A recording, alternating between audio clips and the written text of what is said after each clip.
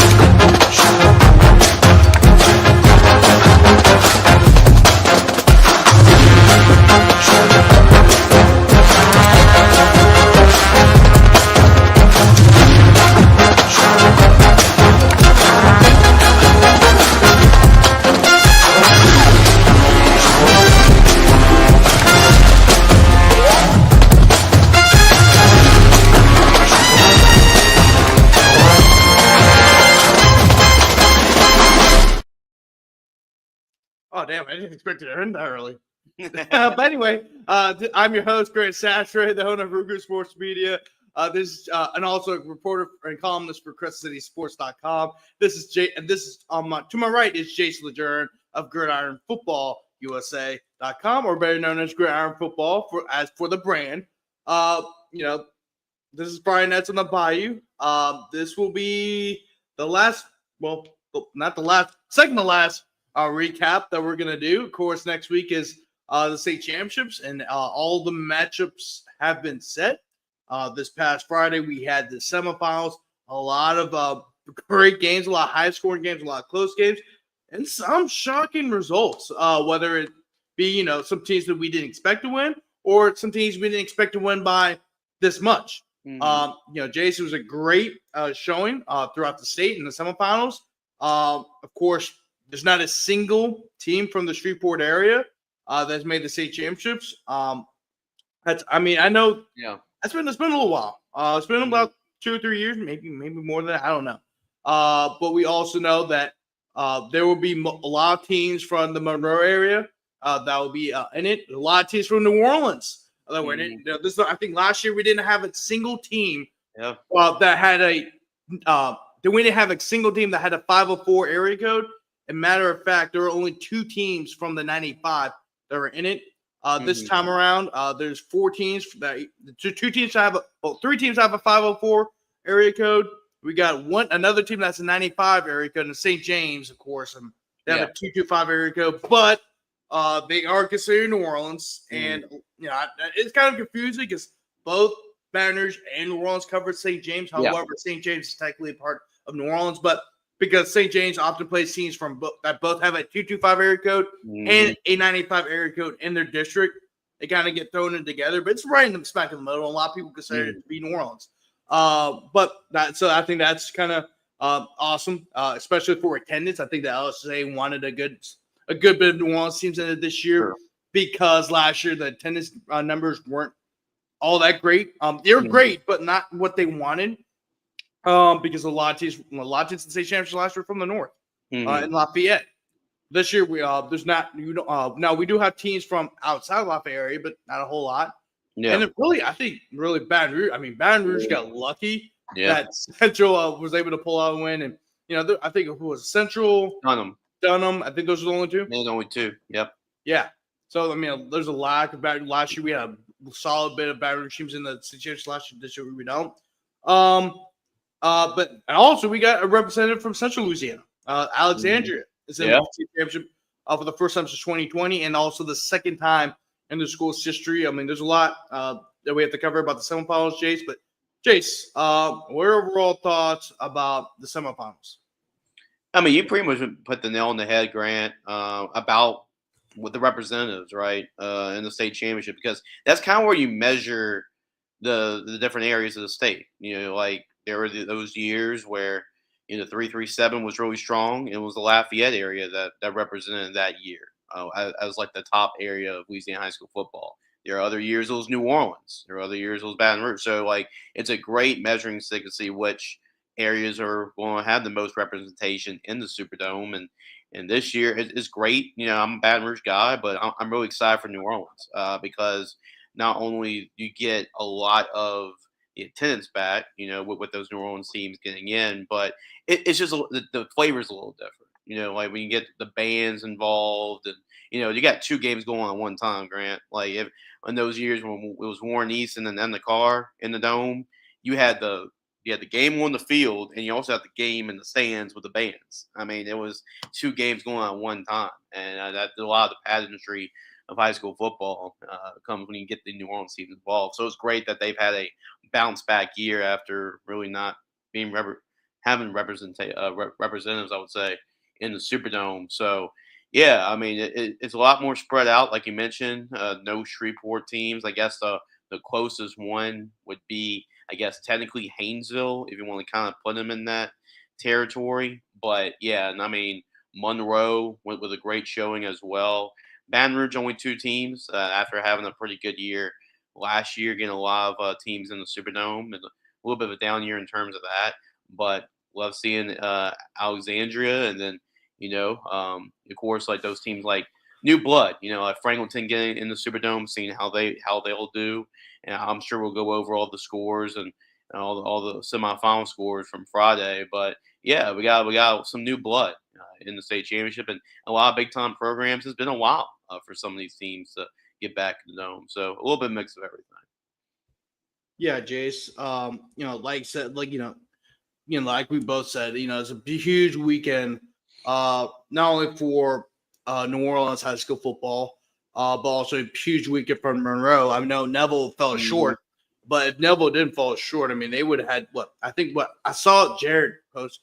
I think it was Jared. Well, he also runs code. Yep. Mm-hmm. Yes, yeah. So for Jared, who also runs LA versus Louisiana versus all y'all, I remember seeing it. I think he had the final total.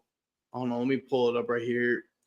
But yeah, I think he made a graphic for where all the representatives were from. Let me pull up. He posted it earlier today or like yesterday. Oh my god, I got through all of his. Oh, here we go. Nope. No, wait. No. Where is it at? I just remember seeing it today. Oh, here you go. All right, let me share the screen.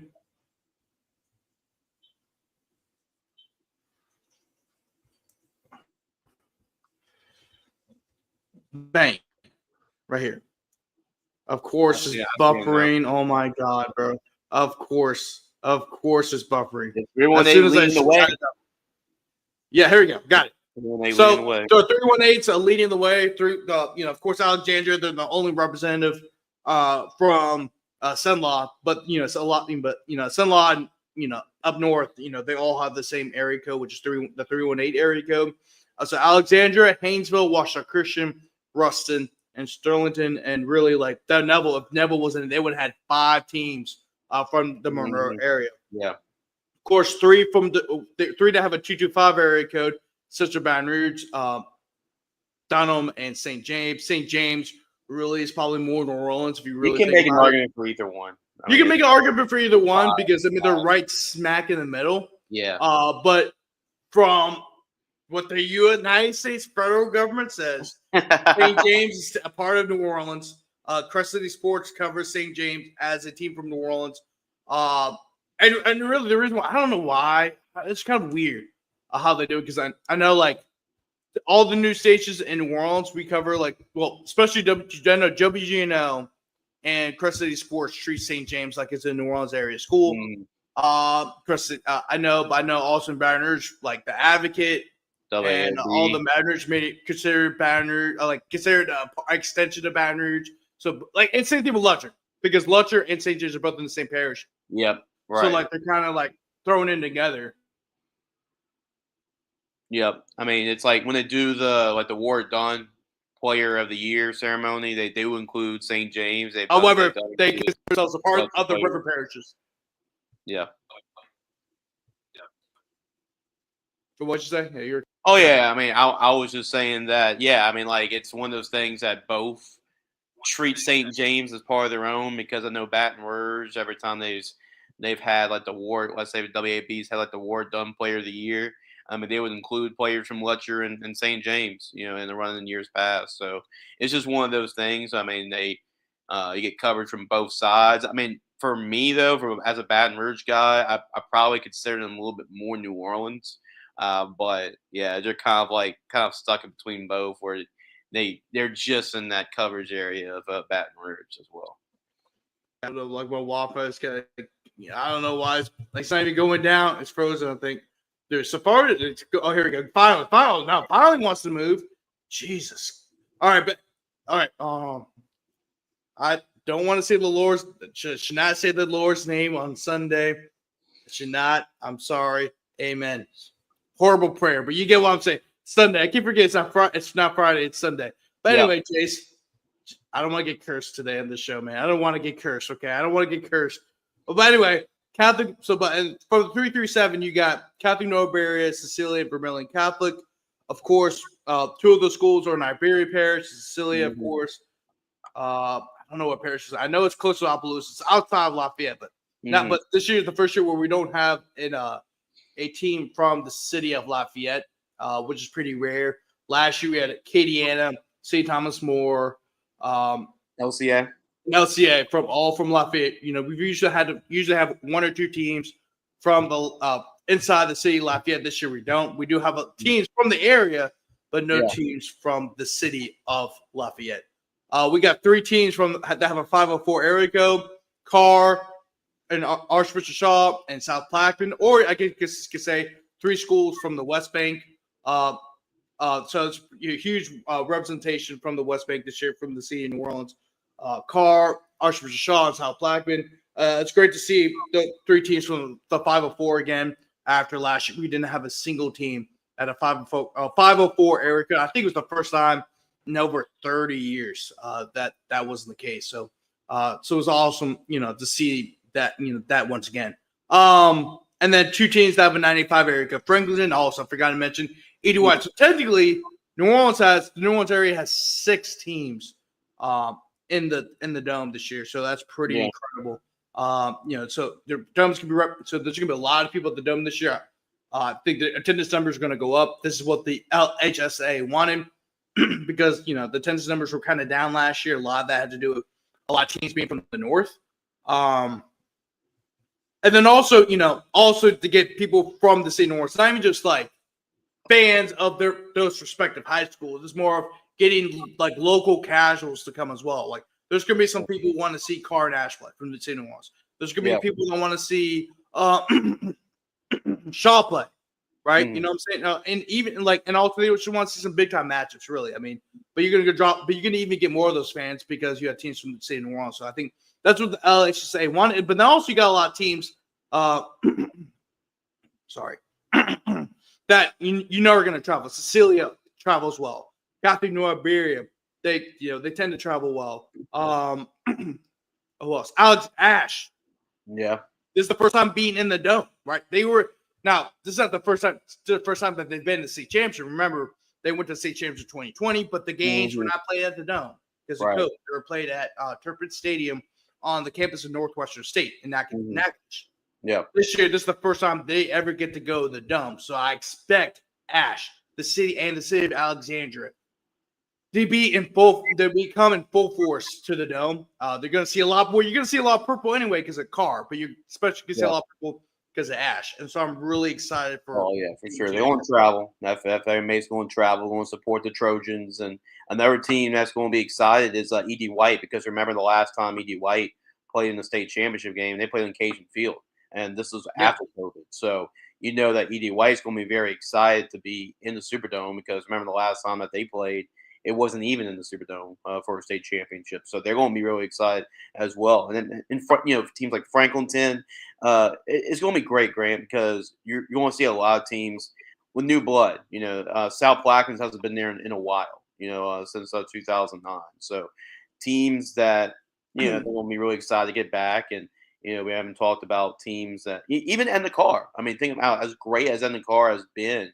They haven't been. I mean, the last time been to a state championship was 2020, and that wasn't even a dome as well. That was also at Turpin Stadium, and it's been since 2019. That's been a dry spell for Edna Karr. So they're even excited. Even some of the bigger heavy hitters are excited to be back. So I think it's going to be a great turnout in the Superdome, and we're going to see a lot of fan bases making the travel because you gotta appreciate it. I mean, I know John Curtis, right? I mean, John Curtis, like they win state championships every year. They won 28 state championships. They're not in the dome this year. So even a team like John Curtis that's been used to being in the dome every single year, you just it's so hard to do it every year. So you gotta appreciate the time that you're actually there. And I think all these fan bases will, and I think all these fan bases will make the travel, no matter if you're as close to New Orleans or in the West Bank, or you're making travel from all the way up from Haynesville, making travel. Yeah, definitely, Jason. Let's go through some of the comments real quick. Let's go ask Trojans. Under the lights. So you're going to be on a little bit later. Yeah. Why I didn't get the invite, Jordan. Come on, man. I tried to invite Jordan. Hey, I did invite Jordan, but it was a bad timing. And then also I was trying to have him on last weekend. But of course he was on vacation, so we had him Holden, who I know very well, and I actually did not know he was a part of the show till like a couple weeks ago. So I think that was pretty cool. But I was able to have him as representation. But I was like, damn, where's my invite? I don't take it personal, but damn, if you can have on Jace, you can have on me. It's a double package, baby. Let's go. Under the line, hey, he's gonna respond to you. I guarantee 7 brand new championships here. Yeah, so that's also like true. Said, old school South Falcons back in the dome. Let's go, Kings. First time since 2009, I believe it was. I believe so. I think because they went to 3 straight dome. They went to 3 straight dome appearances. They won in 07 and 08, and then they lost in 09. Yeah. So it's the first time since 2009. And then, of course, the last round, it was the first time in the semifinals since 2010. That's when Sarah Crutchfield was the head coach, of course. Yeah. Yep. And also, I just want – it's on 446 show. Well, yeah, Doug! Well, Doug! I told you. It's Doug's show. You told me you're going to appear under the lights. You said that in text. Well, the way Doug phrased it, and then he told me it was the 446 show. So, Doug! I'm from New Orleans. If you need car information, I'm right here. Come on, Doug. Doug. I'm joking. I love you, Doug. But anyway, yeah. What's up, fellas? Shout out JB, Jared, the boy. Yeah. Hey, Jared, text me your schedule this week. I'm gonna have you on the show. Before because I need to have my guy on from New Orleans. Yeah, you gotta have my guy. He's a Shaw Eagle. He's a Shaw Eagle. We got to celebrate the Shaw Eagle, so we got to have you come on the show soon. But anyway, I want to bring this up. St. James players are selected for New Orleans all Metro teams. So they are a part of the city of New Orleans. And before we do anything else, I gotta say this one thing, okay? Look, I'm a New Orleans guy. I like to brag about my city. I need to stop buffering. Oh, here we go. I get the skip. I get the skip. All right. I gotta say this one thing, or it's gonna be multiple things.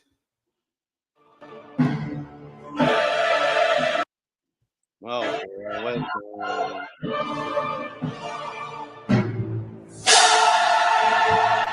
Oh my God. What's going on? We're back. Okay. We're back in business. We're so back. Elmo is raising hell.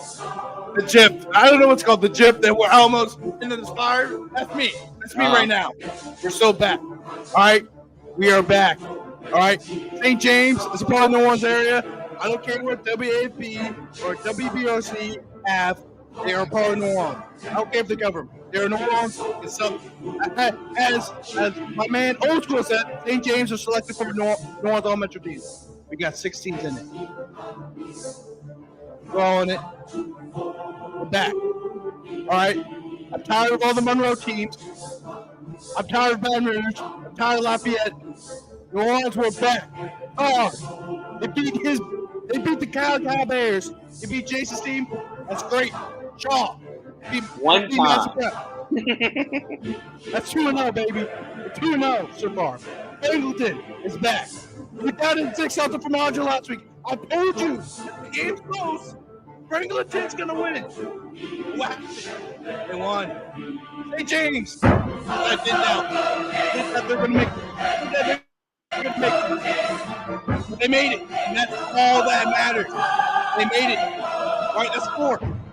Edie White also nodded as well. Not gonna lie, and the video is buffering. All right, it's buffering. Something, yeah. The Wi-Fi's. You get the point. We're back. We're back. Oh my God. Oh my.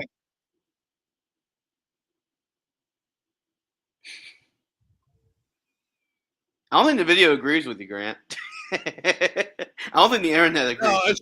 No, I don't know. It's buffering. I think he wants me to stop. I think that's a sign. Yeah, I mean, like, I don't know. The internet agrees with you, Grant. With the, I mean, it's just there's a bigger sign out there. You know, maybe not yet. We're still in the order. We're back. Anyway, back to being professional. I just had to let you gotta get out of your system. Gotta get out of the system. I'm a fan, hey, bro. I'm a professional, but I'm also a fan as well. But no, really, shout out all the teams this weekend, man. You know, there's a lot of great games. Jace, clap them up. There's a lot of great. Hey, look, there's no shade on any team from Baton Rouge, Monroe, Shreveport, Lafayette, Senlaw. No. Hey, I love all my programs across the state of Louisiana. Like I said, whenever they went to Texas and Arkansas and Mississippi and all these different states to go play high school football, we all cheered them on. Okay, it's just now New Orleans got through and through. Jason Baton Rouge got through and through. So I love my New Orleans schools especially, but we gotta get nothing but love, and we're gonna break down each and every single one of those games, of course. JB, I'll do that. I'm available this week. Jordan, hey Jordan, text me what time you want to come on, because Jason's not gonna be here. Jason's gonna be busy, man. Look, Jason's gonna be busy. Like I don't like he's got the bowl game. I mean, he only got the state championship weekend, but it's the bowl game too. Like I want him to give Jason a break because I'm gonna have Jason on pretty much the whole entire weekend, right? Like. How we did with last year, like you know what we did last year. After all the games, we like were on the field, just kind of broke each and every game. We're gonna do something similar to that this year. So I mean, so it's not the end of the world, but but also I want to make sure that we still have a dumb show as well, because I'm really excited for this weekend. Restore the order. Restore the order. Yeah, that's true. Yeah. We're all. Everyone in New Orleans is excited. Like we are very after. It was last year was kind of a down year. Now because of course, Catholic. The refs decided to screw John Curtis and Rummel, according to Curtis and Rummel fans. Mm-hmm. Yeah. I don't know if it made a difference because Catholic's really good last year. Once they got in the district play, they were a completely different team. Like, because people forget they started the season 1-3 last year, then they just bounced everybody. Exploded. Yeah, they really did. But this year, this year was a little bit different. But also, a lot of great matches. Alexandria and Karr, Central and Neville. Central is the first time they've been in the state championship since 1966. Shaw is back in the dome for the first time since 2008. Yeah. South Platte, of course, they had a hell of a run too. Haynesville has a chance to win their first state championship in over 10 years. Yeah. Who else? Who am I also thinking of? There's another great. Edie White. Mm-hmm. Right. Edie White. Alexandria. Another one.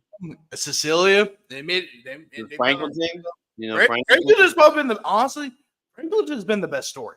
Yeah. Franklin. Yep. Mm-hmm. I knew they were going to go far. I wasn't sure they're going to make it to the state championship because I had Franklin Parish, of course, going to the state championship. But like after Franklin and Parish, I think after when Franklin Parish lost against Iowa, I'm like, oh, actually, I prefer this. Franklin might get it because I really like that Franklin Parish team. I really did, and but I knew I think I had to feel like you know what, God's telling me I got to pick Franklinton, and sure did. But and I was right. Yep. And Jace was wrong. And so with all the other interns, which I will brag about. Yeah. What about this, Grant? How did your Destrian Wildcats do, buddy? How did they do? How did the Custom Bearcats do? They had a great. Hey.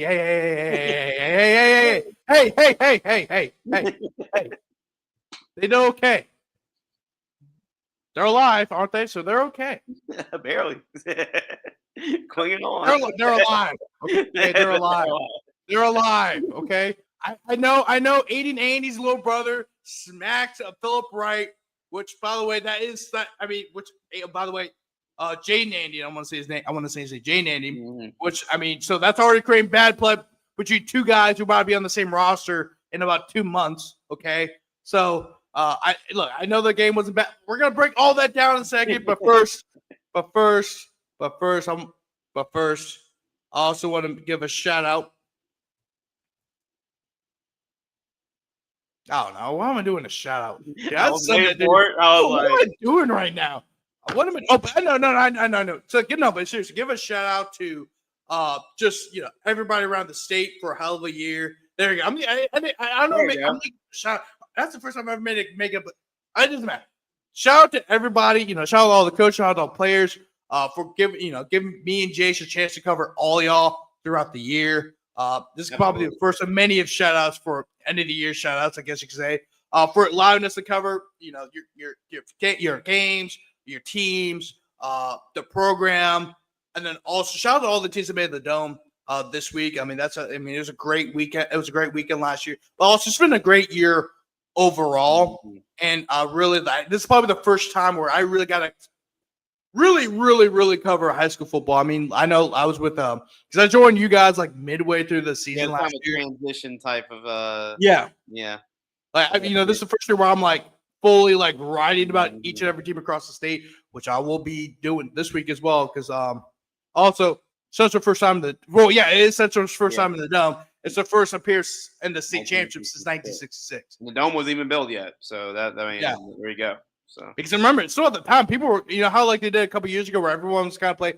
Either you went to the Dome or you played at like KJ Field or Ullman Stadium or whatever. That's how it was like back then, because it was like about like where the best neutral site would be for both teams. This year's everyone's just going to the Dome, so so that's pretty cool. Thanks for the insight, Randy. But anyway, let's get going. Let me pull up some brackets. Of course, I gotta go to the website and Division I on select and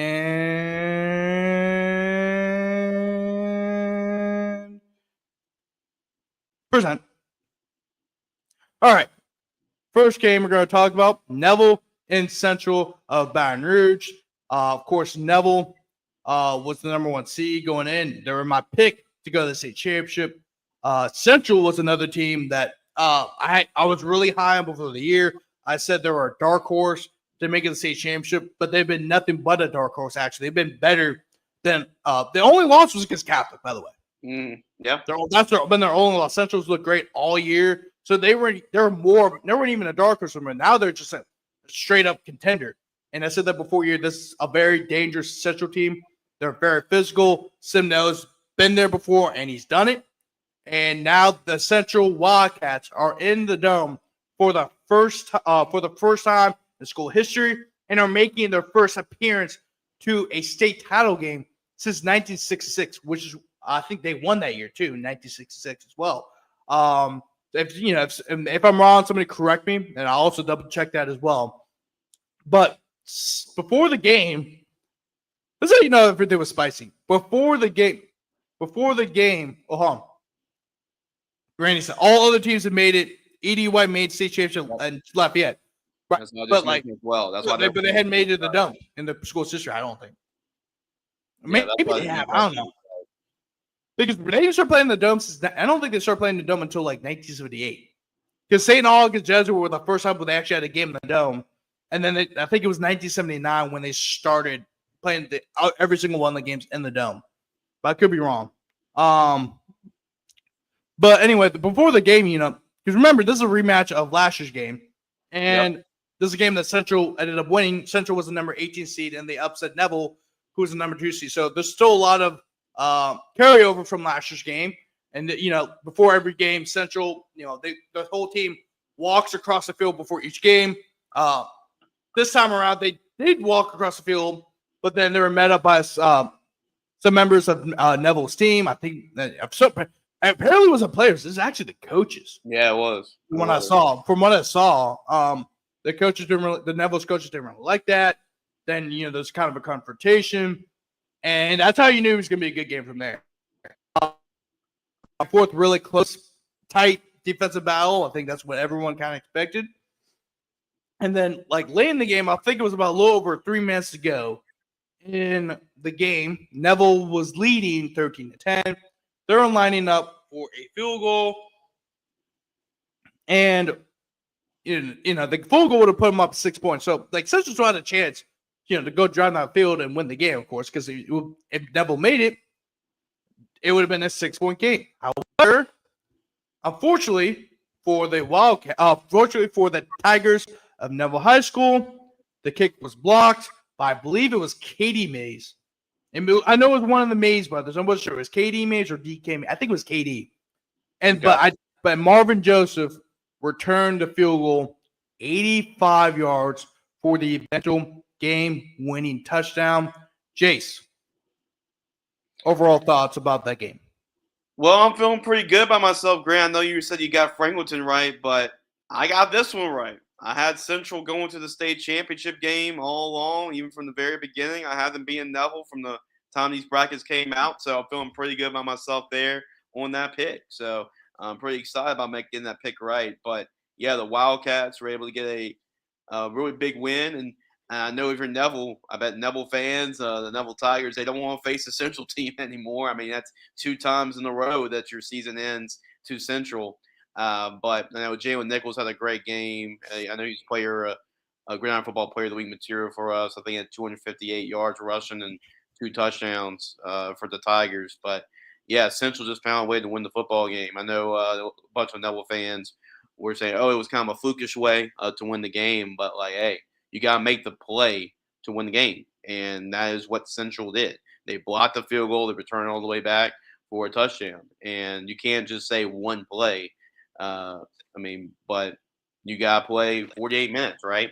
Neville, Central just found a way to win the football game. It's a tough place to play. You got to go up and on the road against the number 1 seed, a team that a lot of people said was going to play for a state championship game and for a chance to maybe rematch against Ruston. But we'll talk about that later. But Central, able to block a field goal, return all the way back. You got to find a way to win the game at these time of years. Everybody's close. Everybody's good. So it's these type of plays that's going to decide it. And Grant, there were actually a couple of games being decided on special teams. We're going to go back and look and talk about some of these games, especially the lower classes as well. Special teams played a big part in a lot of these games you're going to talk about. And when you got 2 evenly matched teams for a right to go to the Superdome, it's going to be that decides the game. And for Central, it was. And Neville, there was some bad blood from last year. Neville came in on the hinge anyway because they knew they lost to these guys last year. So they only come with the edge anyway. And then this just kind of intensifies things. So as you see, there's the blocked field goal with about 3 minutes left. There was still plenty of time. It wasn't like it was 50, 40 seconds left in the game. It was still about 3 minutes left in the game. But to make a play like that, really turns the course and changes the course in the entire game when instead of being down by 6, you run it all the way back and you give yourself a 4-point lead. So, that changed the whole game. Neville could have gotten the ball back, right? About 2 minutes left. Could have went down and scored a touchdown with no time left, and Central's defense stopped them again. But that's why I said on the ball in the boot, right? They played some great defenses, but this Central defense might be the best that they played, and you can tell that Neville had a tough time trying to go against that Wildcats defense on Friday night. Yeah. Also, this is the call. A lot of call this block field goal. Of course, this is from Neville Tiger Network. Stuart Shelby, Robert Lane, and Jason Ewing have always done a great job. Yeah. Broadcasting these games. I mean, they of course, Neville now since they joined District 2, 5A, they're playing a marquee matchup each and every week. So we're gonna play this clip right here of the block field goal, and they actually had a great call. I know they're biased to Neville. We're talking about Neville broadcastership, but I thought it was a great call regardless. 5-yard attempt from Brooks Yerger. The snap is a high one, and it's going to be blocked, picked up, and he's off to the races. Oh, my gosh. It's numbered. I don't need the number. He's at the 10-5, and he's in for a touchdown. A high snap, and the field goal was blocked and returned for a touchdown. A 85-yard special teams touchdown.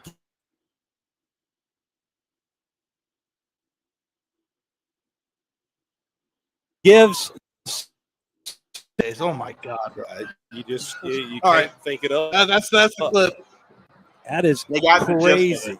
Yeah. The good thing is Google. there's 2:52 left on the clock. All right. Oh, I need to get back to the screen. The extra point here upcoming from Zimmer. I didn't get that young man's number. Hear me right? They're a few people short because they've got to start the play clock at some point. Well, they hadn't got the ball to set it. Oh my God! What a turn of events here. I'm And, sorry. when you were talking about do we go for it, do we try the field goal? Oh my Hindsight, obviously, 20. I don't.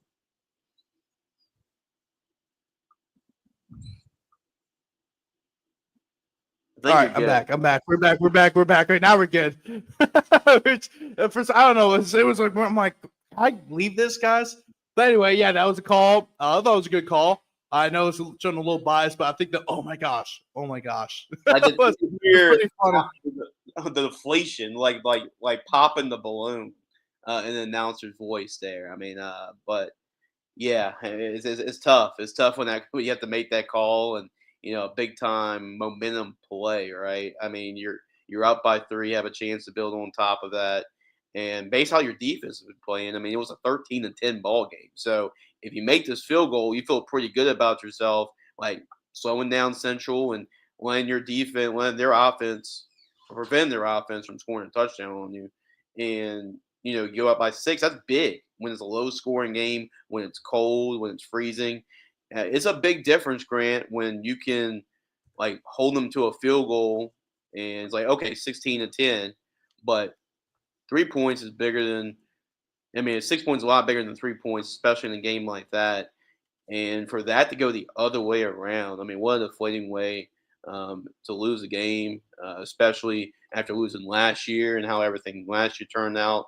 But Central made the big play on special teams, and that's why we say 3 phases of the game. When we talk about the previous game, we talk about offense, defense, and we go over in the matchups. But this is why special teams is always big as ever with a play like that, block field goal to win the game, to send you to the Superdome. And a lot of times that's what's going to come down to.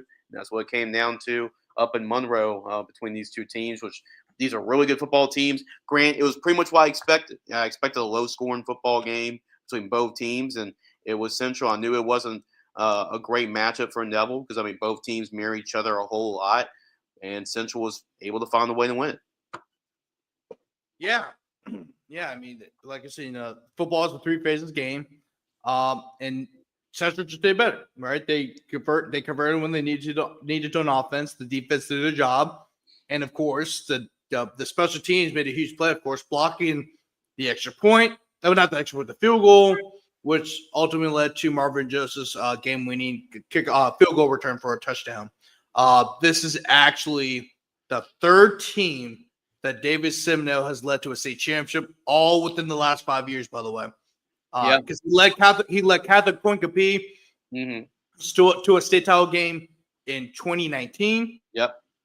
They lost to Washita Christian. That was a great Washita Christian team. He led Catholic of Baton Rouge to a state. Yes, and then of course in Catholic, he led Catholic of Baton Rouge to the 2021 state title game, which they ended up beating Jesuit 21-14, I believe that was the score. Yeah, that was in Newman. And is that Newman? And then, which that was a weird year, by the way. 2021 was a weird year. Yeah, because you had like a bunch of different teams. Well, I mean, that's how it was in 2019 too, of course. But 2021 was just a weird, another weird year because if you wanted to play in the dome, you could, but if you didn't want to, you didn't have to. And that's what led to you know what, we're gonna do this select division 1 through 4 and non-select division 1 through 4, and y'all all play in the Superdome because and it made it better for everybody else. Thank God. And then also I think that even this current format right now with there's a lot more public schools and the select divisions now, so that's what's also made it interesting too. But going back on track, of course he led Catholic Baton Rouge to their second straight state title win over Jesuit 21-14, and then now he's led Catholic's district rival Central at Baton Rouge. And a lot of people were shocked that he went from Catholic to Central.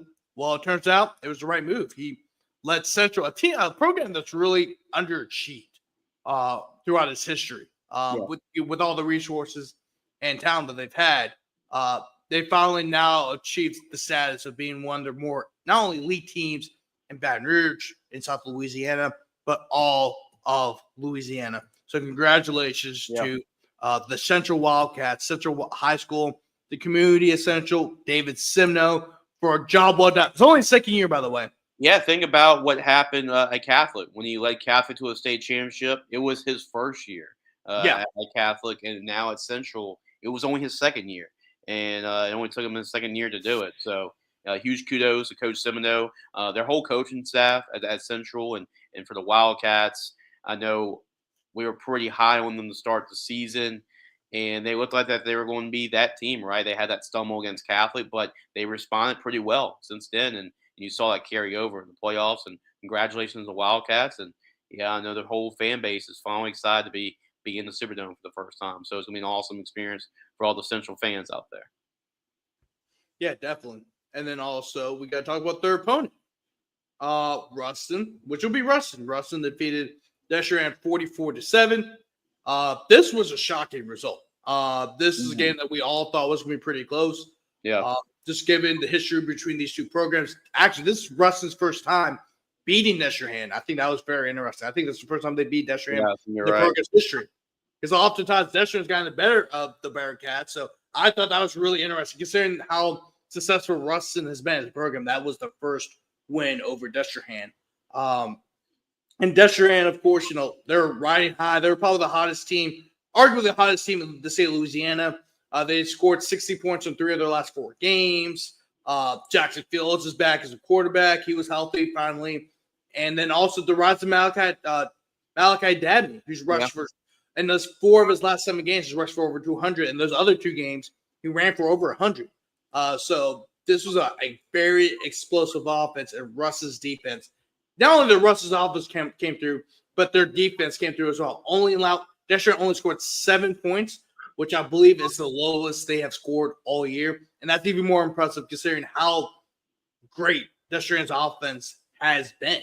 Jace, you've kind of heckled me all weekend about me picking Deshaun over Ruston, and you still give me hell throughout the show. But Jace, were you shocked? Obviously you picked Ruston to win, but were you shocked by how the Bearcats dominated in this game? Oh yeah, I was absolutely shocked. Really, there's 2 biggest shocks for me in terms of the score, and we're going to talk about the other one later in the show, Grant. But for right now, the first one we're going to talk about is Ruston, because I thought in terms of brand names, Grant, these are the last 2 Division I non-select, state champions.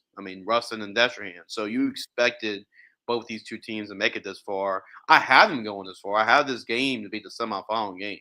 So I expected a great game from Destrehan. I said at the very beginning of the playoffs, I don't know there's a team that's hotter than this Destrehan football team. I thought it was going to be a great football game. I thought it was going to come down to the end like it usually does with these two teams. But, when we're talking on Ball in the Boot, we got so caught up with how this Destrehan team is getting healthy at the right time and how Jackson Fields has been leading this football team ever since he's come back from the injury, the emergence of Malachi Dabney, lost in all the circus in that is Ruston, because Ruston is still your defending state champions. They were in the Superdome 2 years ago where they lost to Destrehan. There were a lot of players that played on that Ruston team 2 years ago that want to get revenge on Destrehan from that game a couple of years ago. And we just we got to go with a hot hand in Destrehan, but we kind of forgot about Ruston. They got overlooked and everything. You're defending state champs. They came the week before, and they killed a really good Southside team, 49-7. And we talked about so much about Destrehan, but Ruston's got pretty good offense too, and they got some really good backs. Dylan Brooks is another good back to complement Jordan Hayes, and Dylan Brooks had a couple of touchdowns there. And you got the Tulane commit as well at quarterback. But they got a lot of really good players at Ruston. They're a well-coached team. Anytime you got Kyle Williams as well, coaching the defense, who was one of the NFL greats for the Buffalo Bills for a long time as your defensive coordinator. And the game is at home. There was a lot. It was going to be tough for Destrehan to win. But I thought they could do it. And I thought that this was going to be a close game because I'm really high on Destrehan's program and Coach Scott. But yeah, I was shocked how Ruston just dominated this football game. I believe when I was checking the score for the Catholic High broadcast, it was 24-0. I was like, it's 24-0 at halftime. So I was really surprised by that result. But hey, I'm feeling pretty good. I know we went against each other there. I know you're going to talk about Franklinton later on, but I'm going to feel pretty good. I didn't get a lot of stuff right, Grant, but this Division I non-select bracket, pretty much nailed that. I felt pretty good because I had Ruston and Central playing in the Superdome, and that's what's going to be your matchup at the end of the day. Yeah, and also JB brought up this great point. 32nd seed Central beat number 1 seed St. Paul's in the first round years ago. I believe that was 2010. I know it's very, very early in the last second. It was 2010, 2011, where St. Paul's, I think, was undefeated, and they were the number 1 seed, and they got upset by Central in the very first round. So, of course, Central's made some history as well, including that one. Yeah. So that's actually back to when there was no buys too, which I think that's back in the old days. Really, that's 2 years, 3 years before the split happened. Yeah. Yeah. Also, 2010 was the last time Franklinton won the state championship too. Yeah, we're going to talk. A lot of Central. JB mentioned that game, but this game when it comes to the win over Neville on the road, I think everybody's going to put that game and that play, that block field goal on the top, the very top, because it sends you to the Superdome for the first time. The only thing that's going to be able to top that is that they're able to win once again one more game against Ruston. That'll be the only thing that can top it in their program's history. Yeah, definitely. Just now we're going to move on and talk about Division II non-select. And this is a game that I felt really confident. This is probably the only game where I felt really confident that they were going to win, really, because I think all of them were toss-ups. Even this one was a toss-up, but I really felt comfortable in the way that Franklin's been playing. They've been in the situation before, and they're at home. Franklinton beat Iowa 30-29. Franklinton is still on a roll. I've been very impressed with them throughout the year. Even though they play with fire, they find a way to make sure that fire doesn't spread. They're coached well to play physical brand of football.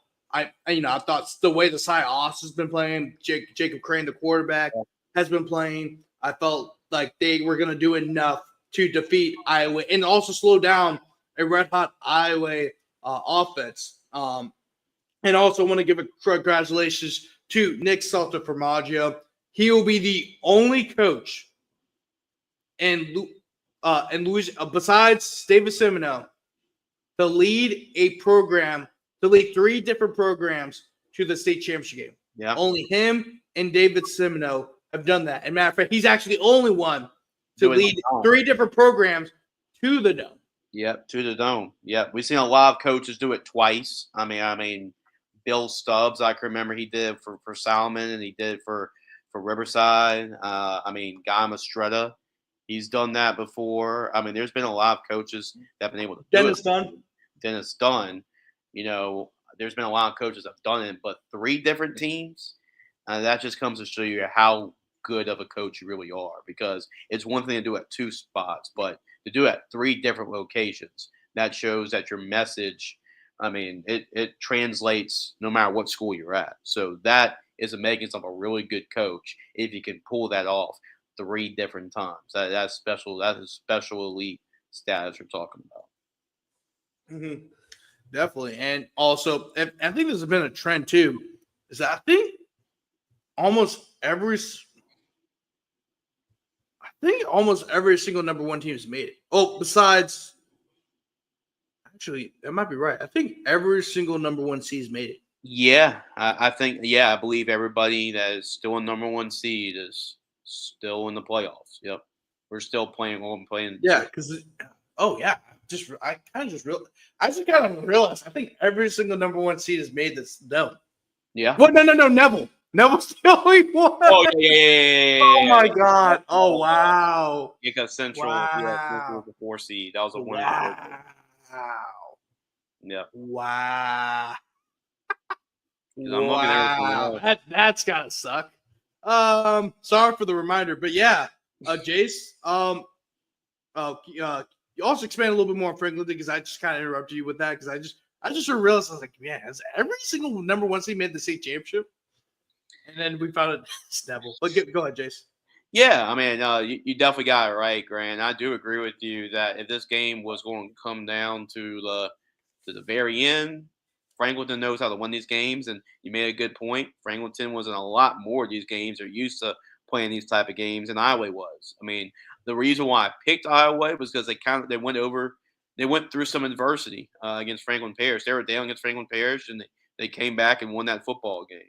So I thought, okay, if they can handle that, maybe they could handle themselves better in a better situation in a close game against Franklinton. But no, Franklinton at home, like you mentioned, a really good offense. I saw them one time this year in that thrilling win, one of their thrilling wins this year, in the overtime win over Jules Sumner. Jacob McCrane's a really good quarterback. Cy Austin's a really good running back. They got receivers to throw the football to. This is a really good offense. And for them to hold on and win these games this year, that run it's kind of weird to say that a number 1 seed is kind of a Cinderella, but Franklinton kind of gives me more of a Cinderella type of feeling than any 1 seed I can really remember, because of how the way they've been winning games this year. Just it's been a while that they've been able to win like this since the 2010s. But yeah, just kind of give me this crazy feeling. And it's been a while since we talked about Franklinton having this great run. Nick Salter-Formaggio, coming over from his success. We went Hanville to a similar type of run, to the state championship in East Jefferson. When they beat Edna Karr, when Edna Karr was just really becoming Edna Karr, what we've seen in the last decade.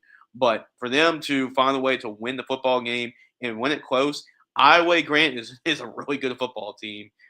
Franklin Parish was actually the team I picked to go to the state championship game from the top side of the bracket. But really, as much as we said how wide open this top side is, we still have a number 1 seed advancing to the Superdome, which is crazy. So you gotta give a lot of credit to Coach Salter-Formaggio, this Franklinton Demons football team, and the way that they persevered throughout the season. And for them to have a 3-7 record like they were last year, they lost a lot of these type of games. And to use that experience to their advantage of losing those close games, it helps you as a football team, and that's what's helped them this year. And now they rode all the way to the state championship game, and Demons got a shot. Yeah, of course. Shout out the Demons of Franklinton. They have a great shot of winning their first state title since 2010. It's great to see the Franklinton Demons be a part of that conversation of being one of the more elite teams in Louisiana. Remember, last year, Franklinton finished the season 3-7. Yeah. And they They've lost those games. they've tripled that win total now.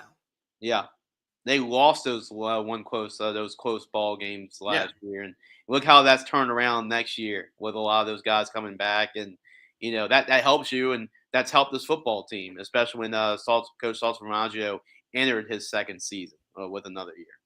Yeah. So incredible story, incredible turnaround this year.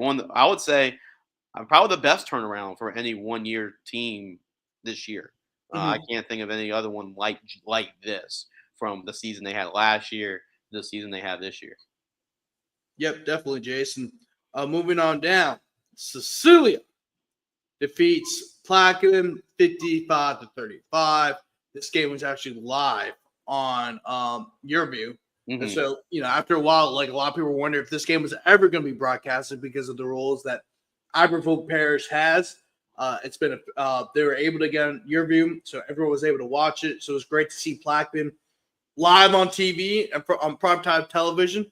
It's always good to see those type of programs get the love that they definitely needed. And they had a big time match against Cecilia, but however, Cecilia, which is the best 18 seed probably in the history of Louisiana high school football play. Because I'm like, I never understood why they're the 18th seed. Yeah, never understood it from the get go. But they were. They defeated Plaquemine 55-35 to advance to the state championship game for the second year in a row. These are Solari things. 55 points. I mean, I think that's the third. They scored 50 points in 3 out of their last 5 games. They were close in their win against Lutcher a couple weeks ago, where they won 49-41. Jace, what are your overall thoughts about this game? And can anyone stop this Bulldog team right now? I don't know, man. I really don't think so. They're not going to get stopped. Like, if anything, Franklinton's just going to have to keep up with them. Now, their offense is good too. Franklinton has a great offense and they can score. Basically, your best shot is to keep the football, have long sustained drives, and keep their offense off the field as much as you can, because you're not going to shut this offense down. They're going to score points. It's just how you can keep that offense off the field. Maybe limit their possessions. That's probably the best way to beat this team. But yeah, Plaquemine's a great offense, Grant. I mean, like they win these type of shootouts, and they just couldn't hang. I mean, like they couldn't hang. They put 35 points on the board and lost by 20. And Diesel Solari, another great game. He had 6 touchdowns in the football game. So he's just been doing this week to week basis has been insane. And that was a big thing too, that he wasn't healthy at the beginning part of the year, and now that he's healthy with all these receivers and all these playmakers that they have, that 18 seed was a really misleading. And you saw what kind of run that they had. They were in the dome last year, and this Cecilia football team. It's weird to say, and of course you're going to break it down with the guys later this week, and you're going to break it down with us as well on Ball in the Boot tomorrow. But I don't know when the last time a double-digit seed might be the favorite over a number 1 seed in a state, especially in a state championship game, because it kind of gives you that feeling. Even though Cecilia's 18 and Franklinton's number 1, Cecilia may end up being the favorite because of the teams that they went through to get to the dome, to go through Lutcher, to go through North DeSoto, to go through Plaquemine. I mean, that's a heck of a 3-game stretch, and to do that all on the road. I mean, what a job Coach Gaines has done. I mean, I think that's really the Cinderella aspect to it. Not because of their team. I mean, their team's a top 4 or 5 seed based on talent. But for them to go on the road against those teams, that's tiring to do that for 4 straight weeks against great teams. So a great run from this Cecilia Bulldogs football team. Great season for the Plaquemine Green Devils. I gotta say, Green Devil Nation, I know y'all had a great season, making it all the way to the semifinals. I know me and Grant went against y'all a couple of times, and I know we went against y'all again. So I was kind of nervous because if they won, I'll be definitely hearing. I'm a Baton Rouge guy, and my dad coached at Plaquemine. That I'll have been really hearing it this week if they didn't win. But so I appreciate Cecilia for doing that to me and proving myself right. But yeah, Grant, that's going to be one of the more intriguing state championship matchups when Cecilia and Franklinton play each other. This has always been a bracket that's been wide open, and it's going to be a wide open state championship. I mean, that's going to be fun seeing these two offenses play. I know we're going to break it down a little bit more later as we're wrapping to the semifinal matchups. But, yeah, I mean, this is silly offense. I don't know who can stop them. I mean, even that's including, like, I think Edna Karr would have problems with this bunch. I mean, as good as their defense is. So, yeah, I mean, they're playing really hot right now, and it's going to be a really fun state championship game. You like points because they're going to happen in the dome when they play against each other. Yeah. Yeah, I mean, exactly. I think this is a great matchup we have here. Two teams that both have very exciting styles of offense. Of course, whenever you see these two teams play their games, you expect it to be high scoring. You expect a lot of drama. I think this will be the most exciting state championship game on Saturday. Matter of fact, I think they're the second game. They're the second game. Friday. I think it's a 3-3-2 format this year. Yeah, but they're not gonna be the first. I think they're the last game. So it's the game on Friday. Okay. Yeah, this game on Friday. Yeah. Well, yeah, that's gonna be a fun one. Yeah, because it's Division 4. It's Division 4, both non-select and select, and then the very last game is Division 3 non-select. Saturday, Division 2 select is the first game. Division 2 selects the first game. Division 3 selects the second game, and Division 2 non-select is the last game. And then Division 1 on Saturdays. Yep. Division 1 selected, non-selected the next day. Yep. So anyway, let's move on to the next bracket. Division 3 non-select. St. James. This is a game we both picked Union Parish to win. Yeah. But St. James, despite their youth, which they have a lot of really young players, even though they're talented, a lot of really young players. St. James was able to pull off the victory in the comeback fashion, defeating Union Parish 43-36. The quarterback, Jawan Jackson, passed for over 300 yards and had a few touchdown passes as well.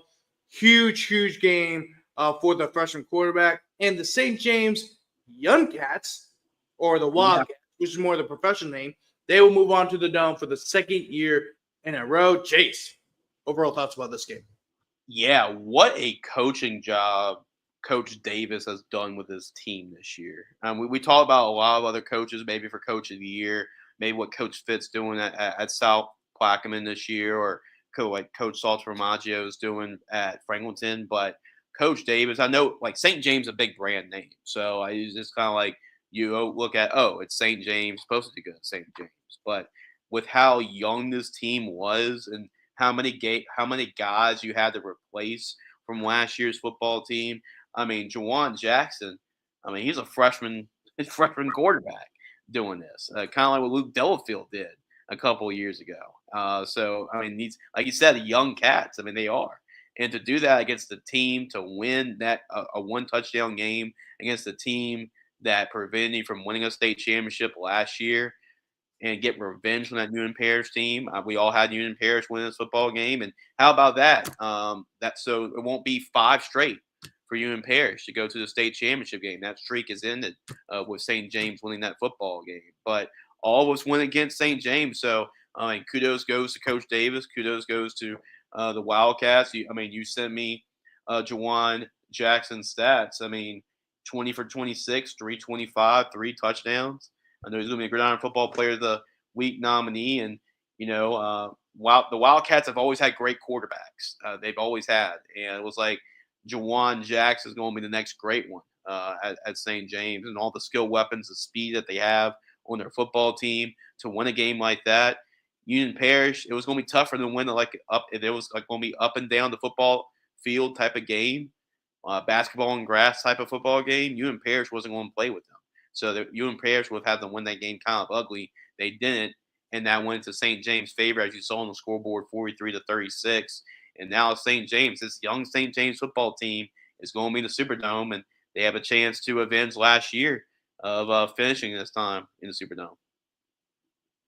Yeah, a great point. All great points, Jace. Of course, this is Coach Davis' best coaching job. I mean, what a job that he has done with this team. I mean, we all knew Coach Davis is a coach, but the questions about the team was, can they overcome the youth? Right. I mean, there's a lot of underclassmen, a lot of sophomores that are starting for this team. And then also on top of that, you have a freshman quarterback. Yeah. But they've risen to the occasion and a lot, and that's also because of the culture and the tradition of St. James, right? When you're part of a program like St. James, a lot of tradition, and of course a lot of great culture over there, and not only the program but the high school itself, you tend to rise to the occasion, right? Same thing with Catholic, right? I know we're going to talk about Catholic a little bit later. But Catholic, right? The reason, for a lot of people thought maybe Karr had a chance to run away from Catholic. But Catholic kept the game close. And really, he probably should have won that game late because Karr was making a lot of different mistakes throughout that game. But the thing is, when you're part of a great program, you tend to rise to the occasion no matter who you're going against. Yeah. What it could be against the Edna Karr Cougars. It could be against the Rusty Bearcats, or it could be against the Green Bay Packers.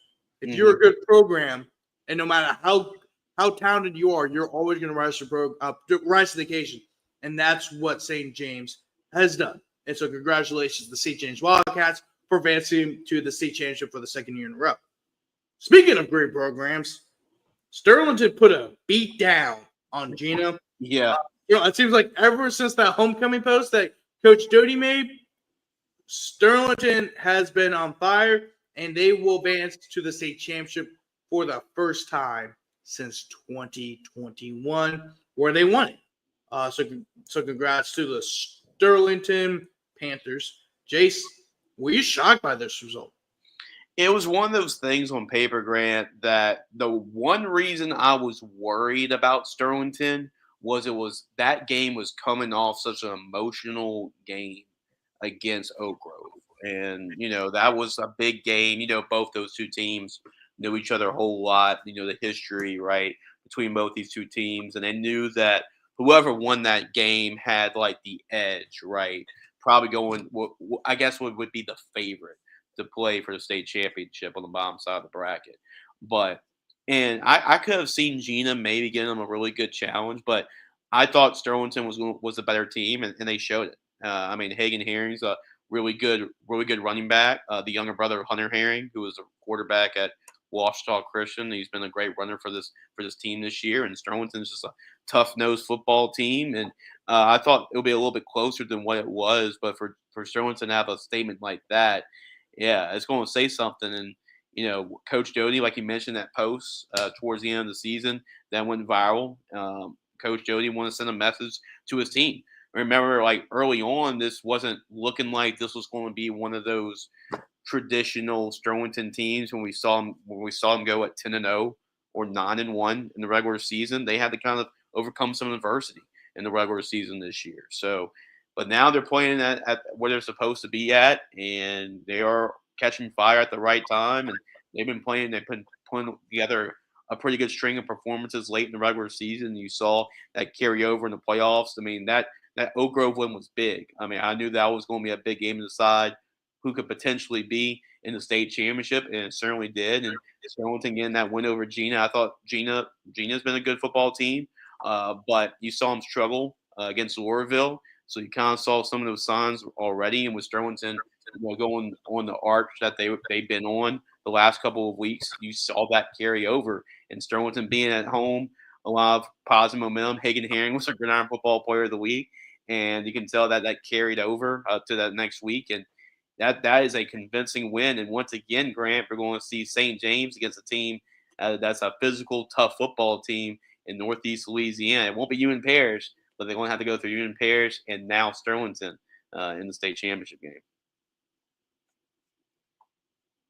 Yeah, I was trying to find that post he made. I know somebody posted it. I forgot who. Maybe at 14 Productions, but I got to show that too. But maybe on the next show. So if somebody has a link to that post, please send in the comment section.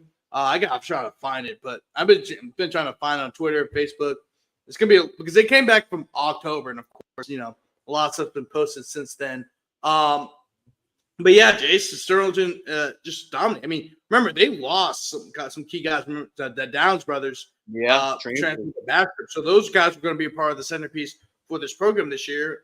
So they had to find some guy. They had to get some guys to step up, and Sterling has done that. They made the semifinals. I think all 4 of these seasons made the semifinals. Yeah, all 4 of these seasons made the semifinals from the year before. They're all back for the semifinals this year, but except it's a different result. This time, of course, Gina and St. James. Well, St. James was in the situation last year. But it will actually be a rematch of the semifinal game from last year. St. James beat Burlington to go to the state championship. What post? Oh, so I think it was so. Basically, it went about so like Sterlington's head coach put a paper on I think the locker room door. It was homecoming weekend. I know 14 Productions may have posted it. I know K104 scoreboard posted it. I gotta find it. Send me the JB if you can find it and send me the link. I can show it. I'm trying to find it right now actually, but it's I remember it happened. It was like he was telling all his players like we ain't messing around. So like if you show up late to practice, you go and you do this, or you're not doing your grade, like you're not doing this, you're not going to practice on time, you're missing practice, like don't go to homecoming, like, or you're not on the team. Like he was really animate about his players, like, hey, you gotta be all in at this time of the year, all in on our football team, or might as well not be a part of our football team. So it was a message because he knew what kind of run this was going to be, playing teams like Oak Grove, like Gina, like St. James, like Union Parish. So turn out it's worked, in this playoff run. Yeah, of course. I'm actually going through here right now trying to find it because it was actually really funny. I mean, I know showed it on the other show, but that was from so long ago. Like, let's see. Yeah, I'm not gonna honestly. I'm probably not gonna be worried about it, to be honest. Because we got we got to go through the show. But Jace, yeah. Oh yeah. I remember now. Yeah. So it was. I think that was kind of the turning point for this season. Because remember, I think that was a week or two after they nearly upset Neville. Yeah, it was kind of around the time when they were, I guess, stumbling, air quotes, and they weren't at their best. And you could tell that they turned it on. They ramped it up after that. So, yeah. Anyway, Jace, moving on to Division 4 non-select. Haynesville trounced General Tress in the semifinals by a score of 52-20. Haynesville, of course, won 30-15 over Welsh. And, there's some concern going against the General Tress team that has been able to score points and are red hot right now that maybe Haynesville could slip up. But Haynesville showed no weakness in this game as they just absolutely destroyed General Tress 52-20. I mean, Jace. I mean, I don't think there's nothing else to say other than the fact that Haynesville took care of business. Yeah, so much for everybody panicking about a 15-point win over a good team, right? So Haynesville, they just took care of business. I mean, I think General Trask, it was a great run of what Coach Wells was doing. But I think at that point, Grant, you go on the road, right? You go on the road and play North Iberville. You win convincingly right there. You go on the road, you play Jeanerette.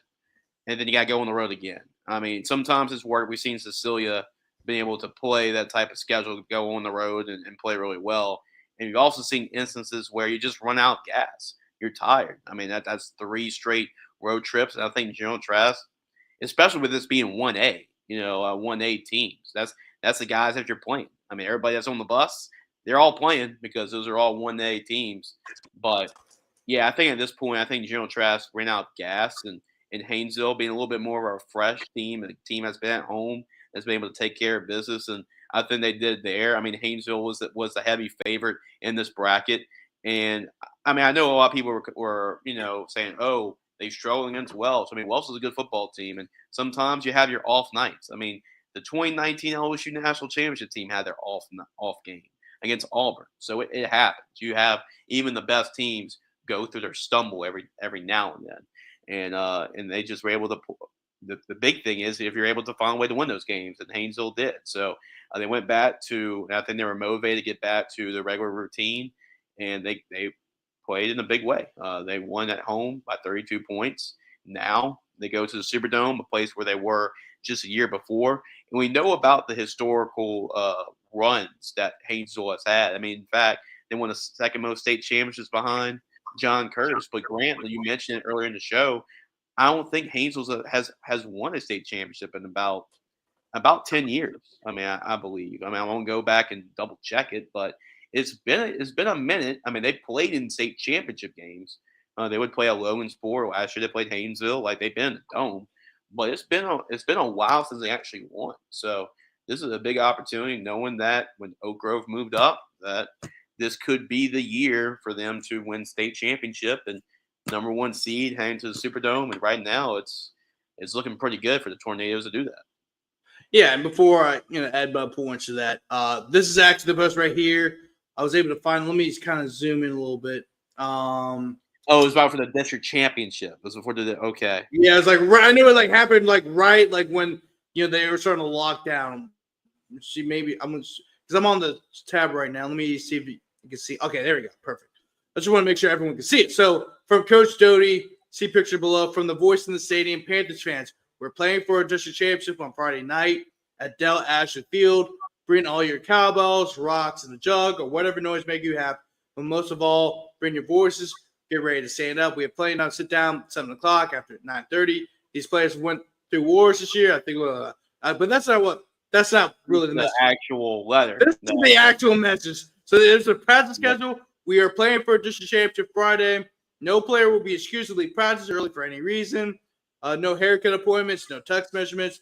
No homecoming escort practice. No pictures, etc.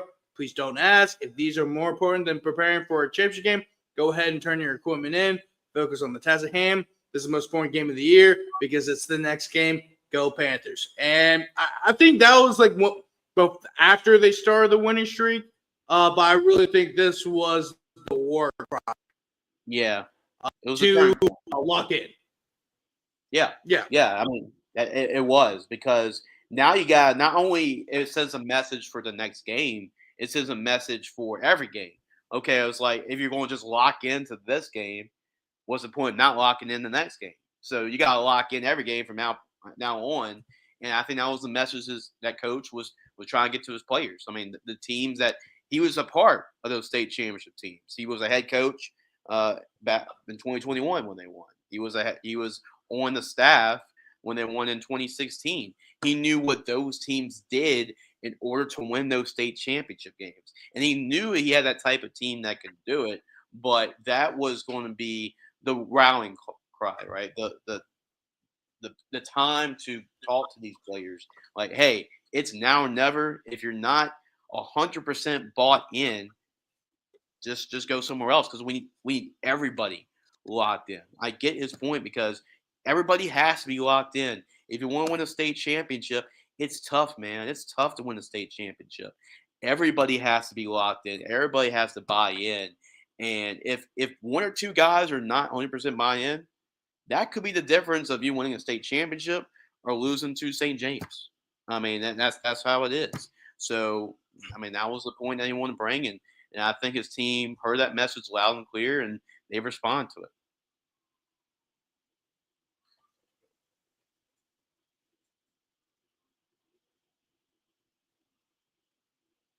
Yeah, okay, yeah, we're kind of buffering a bit. So, hey, can everybody hear?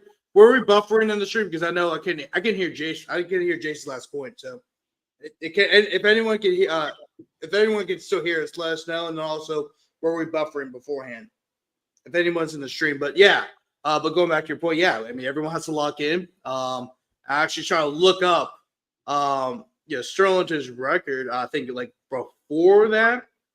Because I know it happened right in the thick of things. But, I mean, just for any team, really, Jace, is that you have to lock in, as you said. I mean, this is the most – once you hit district play, that's a whole different season. Everything that happened the first month of the season is non-existent. You have to focus on the now. Because if you don't focus now, then you're going to fall apart. And from that post, Yeah, so it was right when I think it was the week of Bachelor. That's what happened. It was Okay. Bachelor. Bachelor Yeah. was like pretty good, and they, going into district play, they were 2-3, and then they won every single game after that. And the only game they lost in district play was Union Parish. But then ever since then, that was the last week before the playoffs. Then they beat Patterson, Lakeside, Oak Grove, and Algena, and they're in the state championship for the first time since 2020. Remember, Lee Doty's another coach. Lee Doty was the head coach of St. Mary's, and he led the Tigers to a state championship. Yeah, so he's another coach that has led a program to multiple state title games. But anyway, moving on down. Also we'll go back to the game. Yeah, Haynesville took care of business. I know. I got sidetracked from the Sterling stuff because this bothered me because I wanted to show that. But Haynesville, yeah, they took care of business. This is a team that has been here before. They went to the state championship last year. Now they had an idea of what it takes to have a deep run. That team was kind of young last year. A lot of those guys are coming back, and they're going to have a big time game against South Plaquemine. South Plaquemine defeated Logansport 20-14. Very, very close game. And this is a game that me and you both predicted, Jace. And South Plaquemine is a really good team. I think ever since that loss against Neville at the end of the year, they've been on fire. I think that was the start of it. I think, when they had – because they should have beat Newman, really. Yeah. I think that game gave them the confidence needed going into the playoffs. And you've seen that. Now they're in the state championship for the first time since 2009. And a big reason why now I picked this game for South Plaquemine, not only because of their confidence going to the playoffs and how hot they've been, but Logansport had to make a drive. Yeah. Right? It's not even that's a 5, really more of a 6-hour drive because you got to think about you're on a bus, you got to get gas, you got to make sure the guys get something to eat, you got to go to the bathroom. Also, you probably want to do some warm-ups before you even get to the school, of course. And that's a long travel. No matter of fact, remember this, Jay. I'm not sure if you've been out there before, but South Plaquemine. So, for example, on the way there, you get to Bell Chase, and Bell Chase is kind of like on the edge of the West Bank. And it's a very well populated area. Oh, you think it's this is where South Plaquemine's at? Okay, we're gonna be good.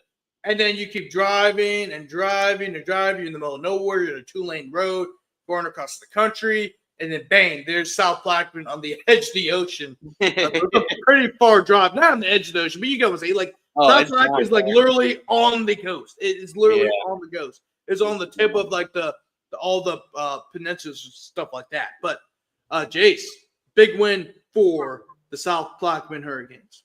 Yeah, absolutely. Huge win for South Plaquemine's Coach Fid, who's been who's an alum of the school. That's awesome. To have that type of run that they were on. And I have to be completely honest, Grant. I mean, even though they were the number 2 seed, they were really the third team I thought about. I mean, when it comes to when these brackets came released, because you were more accustomed of teams like Logansport, Mangum making runs, and even West St. John in years past. But we haven't seen in a while for South Plaquemines, and that's probably one of the reasons why you discount them. I mean, just from the start, even though they're the number 2 seed, and they just came and proved it, and it was like, hey, this is your opportunity to prove it. You said probably their most impressive showing this year was a loss to Newman. So now it's time to translate that into some wins, and having the home field, sometimes it doesn't matter, but for South Plaquemines it does, because like you mentioned, it's a difference from South Plaquemines having the game at home against Mangum or Logansport, or having to go on the road to Mangum or Logansport. And that's what made a difference here, especially when you're playing against 1A teams. And, I believe that they're only one of the few 2A teams in this bracket. So that was a big statement against Mangum, 42-18, to win against a really good Dragon football team that really hung on with some really good teams this year, including Oak Grove. And then you go and follow that up. Logansport's been really dominating everybody in the playoffs, and they've had history of winning state championships. And still, even though that was a long drive for Logansport, you knew Logansport was capable of winning that football game. And for South Plaquemine to hold on, what a big moment for this football program. I know, here at Gridiron football. And then we went against them a couple of times. But yeah, they've proven us wrong. And I think that's even more sweeter, right? But they got great playmakers. I mean, I saw them a little bit in the spring against Amy, and they look good. They got a lot of really good playmakers. Rob Parker's a really good quarterback. Jaheim Williams is a really good running back for them. They got some weapons over there at South Plaquemines, and now they're going to go into the Superdome. They're going to play a number 1 seed in Haynesville, and in this bracket, it was chalk. It was 1 and 2, and I believe it's only one of 2 brackets, I believe, that went chalk. So off the top of my head, but we're going to have number 1 versus number 2, and basically, yep, that's a good mention. I mean, they also beat East Jeff, who was a 5A champion. But I'll also say this too, like that was one that was earlier in the year. As a matter of fact, throughout the season, and remember, South Plaque also lost against Livingston Collegiate, who, I mean, yeah, they're a 3A school, but Yeah, they weren't. right. They're not. I mean, they're not all that, right? Right. It's about to me, like it is. For example, Rummel beat Shaw and U High earlier in the year, and they kind of sputtered the rest of the way. Another great example is who's another great example? I'm thinking, Brother Martin beat Rummel. And we all thought, maybe Brother Martin's that second best team in the Catholic League, and then Brother Martin lost 3 of their last 4 games. The 3 of their last 5 games. So I mean, to me, like, I'm not saying disrespect South Plaque or anything. I'm saying is that you get, to me, a win like the close loss against Newman going into the playoffs matters more than East Jeff, because it happened later in the season, and Newman at that time was seen as a favorite to go to the Dome. South Plaquemine, we all thought South Plaquemine was a good team, but that game made people focus more onto South Plaquemine. Change their thoughts, it did. Like that game, and then beating Mangum like they did. Yeah, and then also beating Mangum. I think beating Mangum also, that's a very good Mangum. That Mangum team gave Oak Grove a scare in district play, and they were able to not only beat Mangum, but beat them bad. Beat them bad, yeah. And I think, it's not about what you do early, because I think that was a good win, but it happened earlier in the year. I'm talking about if that one's later in the year, then I'll add that. But the reason why I didn't add that is because to me, it happened early in the year before things really started really getting going. The second half of the year when you get in the district play, and then also that that close loss of Newman, that I think that made people realize, maybe the South Plaquemine team's got something going. And then you see in the playoffs, they're in the first state championships since 2010. So I think that's all I'll say. I'm not discrediting South Plaquemine at all for that win over East Jeff. My point is, there's been a lot of good teams. There's been some teams that beat some really good opponents early in the year and then have sputtered. To me, it's what you do in the second half of the year, and then leading to the playoffs, because that gives you a better idea of who that team is going into the playoffs, right? We didn't know really who South Plaquemine was really till later in the year when they played against Newman, when they lost against Newman, and then in the playoffs, they've won. They're in the state championship. So and especially that Mangum game, it opened up a lot of people's eyes. But we're done with Division 4, so not select. I'll make one more point before you move on, Grant. The only other point I'm going to make is with South Plaquemines, I know we came into this bracket, and it shows how much respect South Plaquemines has earned throughout this run. But we came in this bracket just thinking it was Haynesville's to win. We really did. When the brackets open, we thought, okay, it's Haynesville, and we'll see who they beat in the Dome. That's what kind of our thought process was.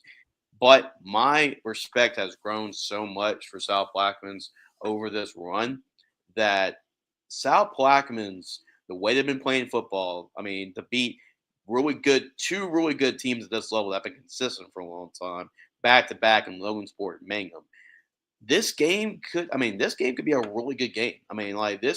South Plaquemines got as good a shot as anybody to win the state championship, just based off how they've been playing football. And when you beat those type of teams, hey, Mangum, Logansport, Haynesville has been that type of consistent team too. So South Plaquemines has a chance to do it again. They've definitely earned my respect over this playoff run, and really, I think they got a great shot against Haynesville. Definitely, certainly better than I thought going in. That is for sure. Yeah, definitely, Jason. We're going to take a quick break, and then we are going to go over the select semifinal games. We'll be right back.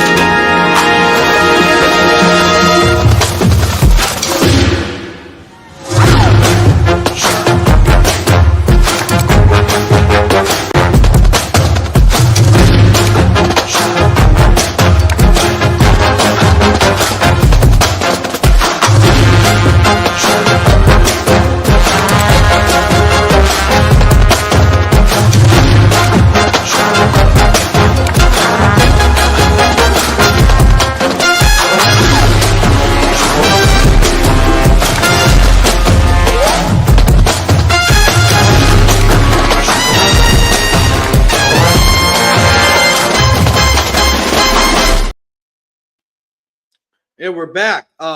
We are back. So me and Jace have discussed the non-select brackets just now. If you just joined the show, remember the show is live. So after the show's over, you can go back and watch our reactions to the non-select semifinals. But before we move on to the select semifinals, Jace, any thoughts about the non-select brackets as a whole? Yeah, I mean, those are some intriguing matchups. I mean, just really briefly. I know we're not going to make the picks tonight or anything, but Division One non-select. I mean, Central and Ruston. I mean, that's going to be a great matchup. That's going to be the last day, and that's going to be some really good defenses going against each other. So, I mean, that's going to be a hard-hitting football game. You go to Division Two, you get the opposite of that, right? You get a little bit of higher scoring game.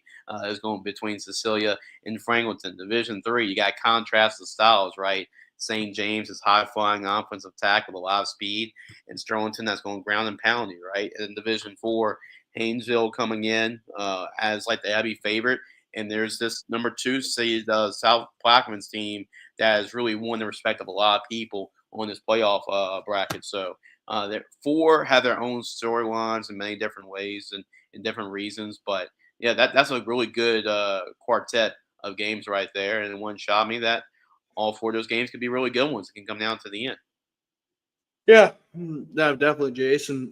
Some great games in non-select brackets. Of course, we're all very excited for those state championship games. Of course, the state championship games for those will be for Division One non-select. You have Central and Ruston. Central or Ruston will take place on Saturday at 3:30. That'll be the very last game of the LHSAA Prep Classic, and that should be a good one. The Division Two non-select state championship game will take place on Friday at 7:00, which will be the very last game of the Friday slate of games. Division Three non-select Sterlington and St. James, that'll be the very last game of the Thursday slate of games. Sterlington and St. James, and then the Division 4 non-select will be South Plaquemine and Haynesville. That will take place at 3:30 on Thursday. So, Jace, let's get down to the Division 1 select game. And, of course, we have to mention this game first because this is not only at the top of the bracket, but your team lost, baby. The Calvary Bears. What happened? I'm just joking. I just like messing with Jace. Jace, of course, is a longtime Catholic. Well, he's a Catholic. I'm gonna say longtime Catholic high alum. He is a Catholic high alum. He's a good. This guy. That's actually words. Well, before that, but he's very. Even though he doesn't like to brag about it much, he's one of the more quiet alums. But he is a Catholic high alum. And I also want to give a shout out to him because last week he actually was able to call this game for VSN. Usually, Dixon McMakin usually calls. He's the voice of the Catholic High Bears. However, he's also a state representative. However, the reason why he missed this game is not because of his political duties is actually because his wife won a Emmy, if I'm correct, if I remember that correctly. Yeah, I think she was getting nominated, or she was up for an Emmy, or she may have won. I knew it was one of those reasons why he had to miss. So he had attended because his wife is a great reporter for WBRZ, Best Casualty, she's a good reporter back over there for WBRZ. So Jace had to fill in, and he did a great job. So I want to congratulate Jace on that accomplishment for calling his own monitor. It's the first time he was able to do it, and that's a big time gig, right? That's a huge.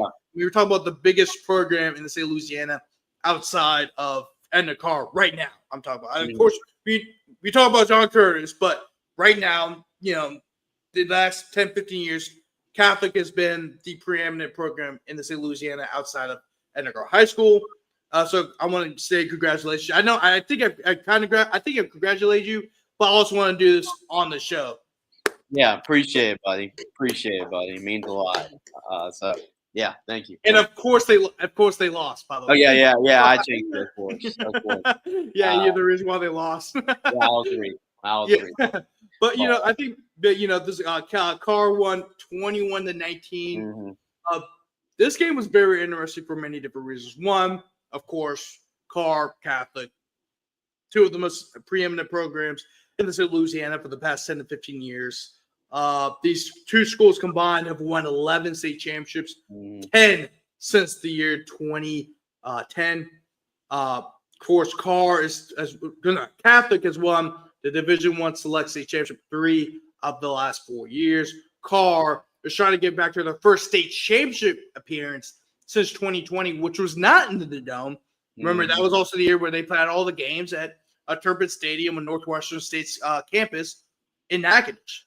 So they're really trying to get back to the first Dome appearance since 2019, which is also the last time they won it over Warren Easton High School. That was the last of a four-peat for the Edna Karr Cougars. But also, I think what was very intriguing about this game as well, this is only the second time Catholics had a road game.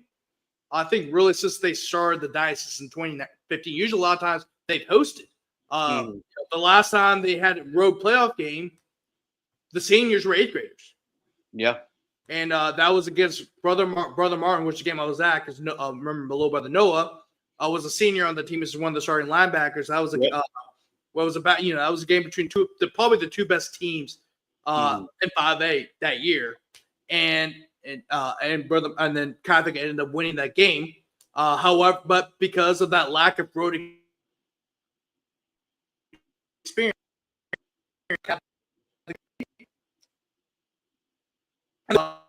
Carr huge third quarter. John Johnson had 2 rushing touchdowns, and then also he threw a touchdown the first drive of the game on a 52-yard bomb to Dejon Smith, Louisiana Tech commit.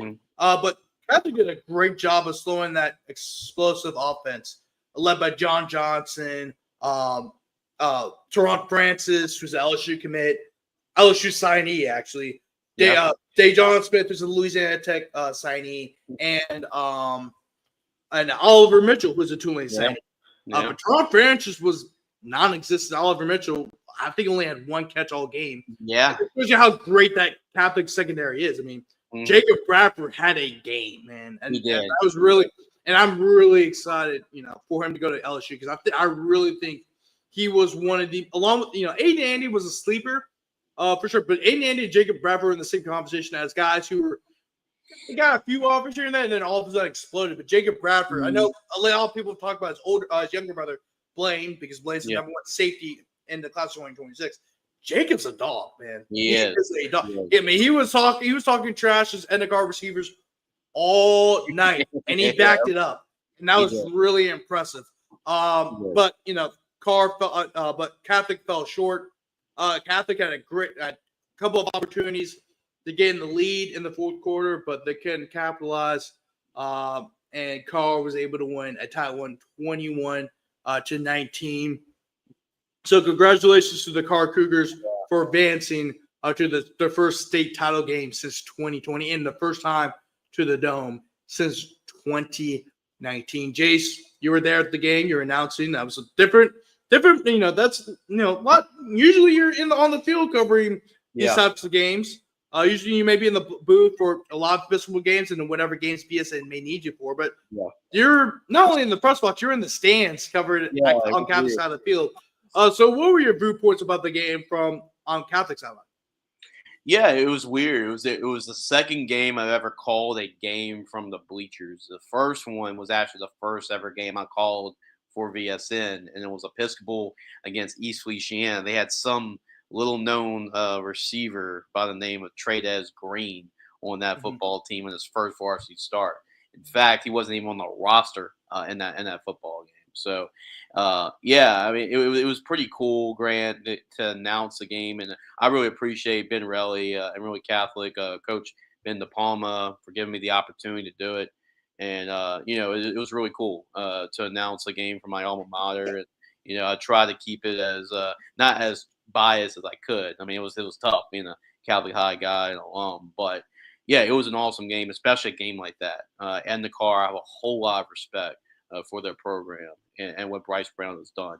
And yeah, I mean that was the two biggest brands. And we talk about the two biggest cities, right? Baton Rouge and New Orleans and Louisiana. These are the two really the flagships right now. For New Orleans is Edna Karr. For Baton Rouge is Catholic. So it's much more than Catholic and Edna Karr. It's Baton Rouge versus New Orleans. Yes. Really. That's how big this game is. And we've seen both these two teams have their battles in the past, and Catholic had the edge on the previous games, but and the Karr, this was as good an opportunity for them to have. And I know there was a lot of pressure on the Karr to win this football game because it's been since 2019 when they won a state championship, and since they've been to the Dome because that 2020 game was against Karen Crow in Turpin Stadium. So yeah, I mean this was it just seemed like for Edna Karr, like a huge gorilla just came off their backs, right? I mean, winning that game against Catholic, and we talked about it, Grant. And there's any team that can beat Edna Karr, it's Catholic, and it was a great football game. Edna Karr struck first, and really that receiver secondary matchup, it didn't. I mean, it lived up to the hype. Yes, it did. It Karr, did. And the Karr's receiving cores are legit. I mean, they have an LSU signee, a Louisiana Tech signing, and a Tulane signee. All on one team is insane. And even though for Catholic, I mean, they had a great secondary. They did a great job of shutting down Teron Francis and Oliver Mitchell. But here's the problem. Dejon Smith stepped up, and he was the dude. And that's what happens when you have three number one receivers on one team. You just can't shut them all down. And Dejon Smith was the dude. He was the playmaker. And John Johnson, me and Ben talked about it on the broadcast. His legs are going to be a difference here.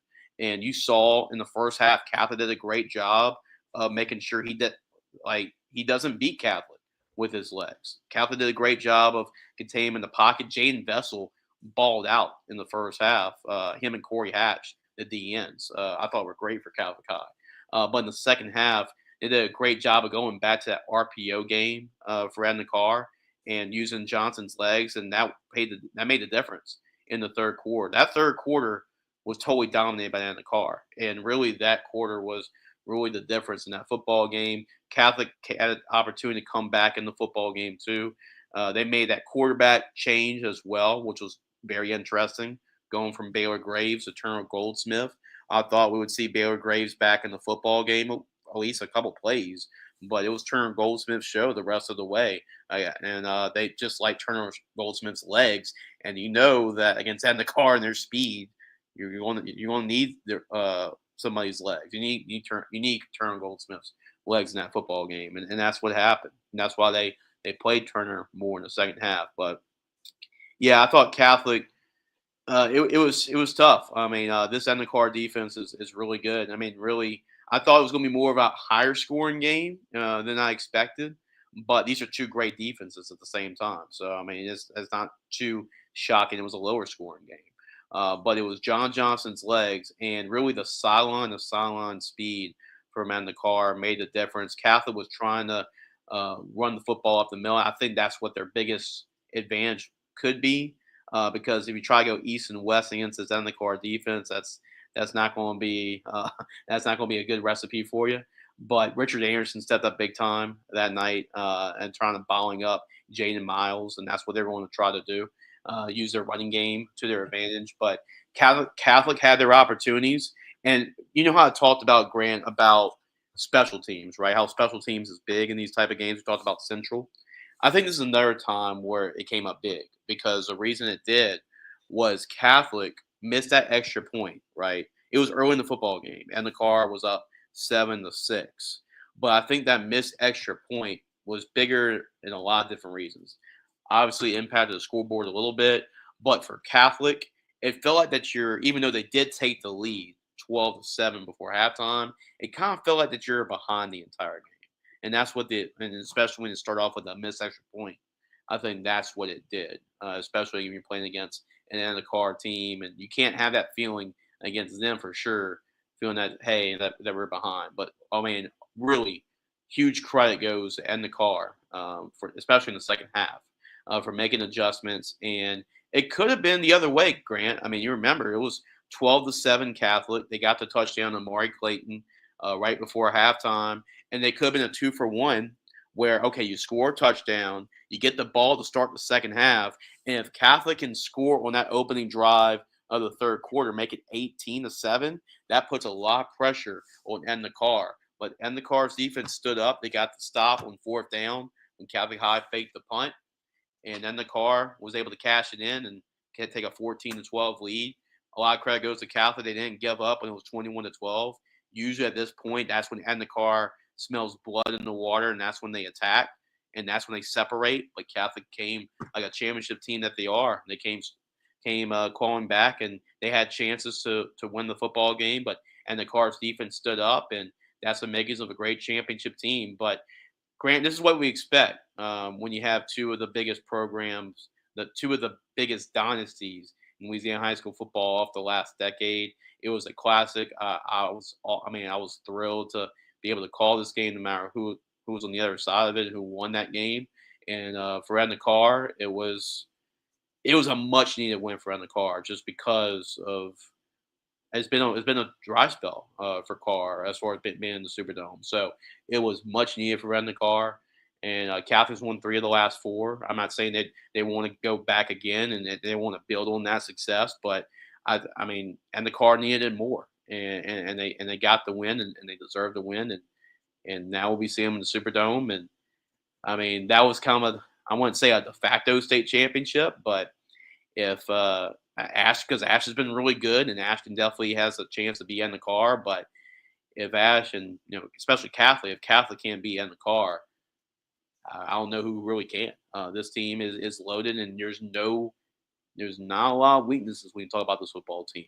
And it was a complete team performance. Whenever the offense was down, defense picked the offense up. Whenever the defense was reeling a little bit, the offense picked it up. So it was a complimentary performance, and congratulations to Coach Brown and Edna Karr. And like I said, I've seen this team so many times when they were down and you thought that they'd be beat for the punch. But guess what? This team, I said on the broadcast, takes on the identity of their head coach, Bryce Brown, calm, reserve on the sidelines. And that's what this team does. They don't panic because they see their head coach not panic. And that's why along with their talent, that's why they've been so successful over the last decade, because this team is just so calm and doesn't waver in the clutch. And that's what's happened. Yeah, and Old School brought up a great point here, Jace. Dejon Smith is really the X factor on the offense full of playmakers. And that is 100% true. Yes. Dejon Smith was a guy who was a converted running back. He was a running back going into the year. They switched him to receiver out of necessity. And really, I saw his playmaking ability in the Jamboree. Yeah, it was Jamboree against the LB Landry. I know it's LB Landry. It doesn't really mean much, but you saw Dejon Smith had that playmaking ability and really was the X factor of the offense in that Jamboree. And as you start to see Karr play more and more games, number 2 was really the one who made the big play first. Yeah. And if he was the first one, he was going to make the next big play. He's been an X factor in almost all the games they have played so far. And really what makes him unique compared to Teron and Oliver is that because he was a running back, he's not afraid of physicality. Yeah. He's not only is he fast and he's hard to cover, but then also if you try to tackle him, he's going to slip right through you because he's not afraid to try to run you over. He's not afraid of going across the middle, catching the ball, knowing he's going to be licked. He's not afraid of contact. I think that's what makes him stand out compared to some of the other receivers at Carr. But yeah, Jace, I mean, just, we've talked about this game the longest, but that's because this was probably the most highly anticipated game of the weekend. Oh, yeah. I mean, a lot of eyes were on this game. Matter of fact, Cedric Richmond, who was a guy who not only was a representative, a federal U.S. representative from the city of New Orleans for many years, but he also served in the Joe Biden White House. He was a key figure in D.C., and he was at that game. There's a lot of different important people, even people you didn't think were important, are important, and they were at the game. Everyone from Baton Rouge to New Orleans was there at that game. The sidelines were packed. We had media members from here, from Baton Rouge. We had WGNL. We had WBRZ. We had Jared was there. The LHSAA network was there. The Jordy Collada show was there. A lot of people were there for that game. And I didn't want to talk about this game for that long, but that's what happens with a game of this magnitude. Yeah. And congratulations to the Edna Karr High School. Edna Karr High School for advancing to the state championship. Also, you mentioned Jace, Bryce Brown. He doesn't really blow that he stays calm, collective. Yeah. As long as I've been covering high school football in New Orleans, I've never really seen him blow up. No, like I've seen. So one time I was walking around the sidelines. It was Catholic. It was actually the Catholic and the Carr game in Memorial. It wasn't a playoff game. It was the regular season matchup. It was like the first highly anticipated match between these two teams, and he was getting on them at halftime. I could hear it. But yeah, on the sideline, he's just so reserved, and I mean, he just doesn't panic. And when your team sees that, they usually, like when you see your head coach going ballistic, sometimes your team does that and they just kind of lose themselves. He's always in the moment, nothing rouse him too much. You can tell that. And this team doesn't get riled. That's why a lot of times this year when they end the car, like when they get down by 14 in St. Thomas More, they get down by to Holy Cross or Jesuit, whatever. They just, all right, we'll just turn the switch on and we'll get back into it. And that's when you have so much confidence in your team and you don't have to panic. And I think this team picks up on that. That's a quiet confidence, and the team picks up on it. Mm-hmm. Yeah, Jace. Moving on to Alexandria, John Curtis. Alexandria, a lot of people picked Alexandria to win this game, and Alexandria won 24-13. Alexandria was up 24-0 at one point before Curtis made a little bit of a run the second half. But Alexandria was able to hold on 24-13. And the Trojans are back in the state championship for the first time since 2020 and are also making their first ever appearance in the Dome, Jace. Jace, what a year for the Trojans, and congratulations to them and Coach Bachman. Yeah, I love the post-game speech. I'm not sure you got a chance to see it from Coach Bachman. I did. But he was like, hey, fans, I know it's cold out here. I know y'all braving the elements, but guess what? It ain't cold in the Dome. So it can be pretty cold in the Dome too. Like I've been in the Dome. It can be cold, but I get what you're trying to say. Yeah, right. It's inside. That's basically what the point is. Yeah. But yeah, that's huge. I mean, congratulations to the Trojans, man. I mean, a great run. Now it's like Franklinton a little bit, but in other ways, like this was a team that's always been. It's always been a really good team. Like they were always we talk about flagship for New Orleans with Edna Karr and flagship for Catholic. Really Alexandria the whole time. It's been Ash. I mean, they've really been the flagship school. Obviously, it's in the name. But, yeah, they've always been, maybe quarterfinals. They make a semifinal run every now and then. They made the state championship. And when they played at Acadiana, and they were one play away from winning that state championship then. So they were that close of getting it done. But this year, it was, okay, what are the roadblocks? All right. You go through. They had a little bit of a down year, but still West Monroe. It's still a big brand name. It's that helmet you got to overcome, right? They did that, okay? Early in the season, Desherhan, they were able to do that. I mean, a big-time program. They were able to win that game. And then district play, West Monroe. You talk about Neville, Ruston, able to beat those teams. It's just come to show. Now you got John Kurtz. That's a big brand name. And for them to just pass the test each and every week, this is a great football team with a championship mindset. I mean, we saw these guys at our media day, Grant, and I was really impressed. I thought with their schedule, this was going to be a team that maybe a 6-7 win team that you didn't want to play. But they went through all their games and they won all of them. And this team is really good. JT Lindsay, we all know about him at the running back position, the LSU commit. But Carson Sellers, he's only a sophomore. We got a lot of young guns in the state championship game. We just talked about a freshman quarterback that's playing in the state championship. Here's a sophomore that's playing the state championship game. And they got really good weapons. And I think the defense has shown itself. I mean, we gave it up 6 points to Evangel Christian. And who does that with that quarterback on that sideline? And Pop Houston. This team's been really good to beat John Curtis. I told you on the broadcast. I mean, I told you on the last show, on both our shows, really, that if Alexandria was able to get up to a lead, they're going to win the football game. Yeah. And that's what happened here. They jumped up 24-0, jumped out to that lead, and just kind of cruise control to a win, even though John Curtis came back and gave him a little bit of a push. But still, great win for Alexandria. Really happy for the Trojans. And, a lot of people have been saying, Grant, that Edna Karr's 1A, Ash's 1B. And we get to see that matchup in the Superdome. And that's going to be definitely one of the games I'm looking forward to seeing the most. Yeah, definitely, Jace. I mean, these are two of the most dominant programs in the past, the whole year, really. I mean, now it was hard for Alexandria because we weren't sure if it was Alexandria or Ruston or Neville.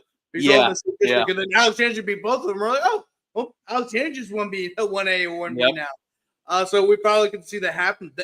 Thankfully, Alexandria is in the select bracket. So we actually know, okay, who is the best team in the state of Louisiana? And I think we're finally going to get to see that.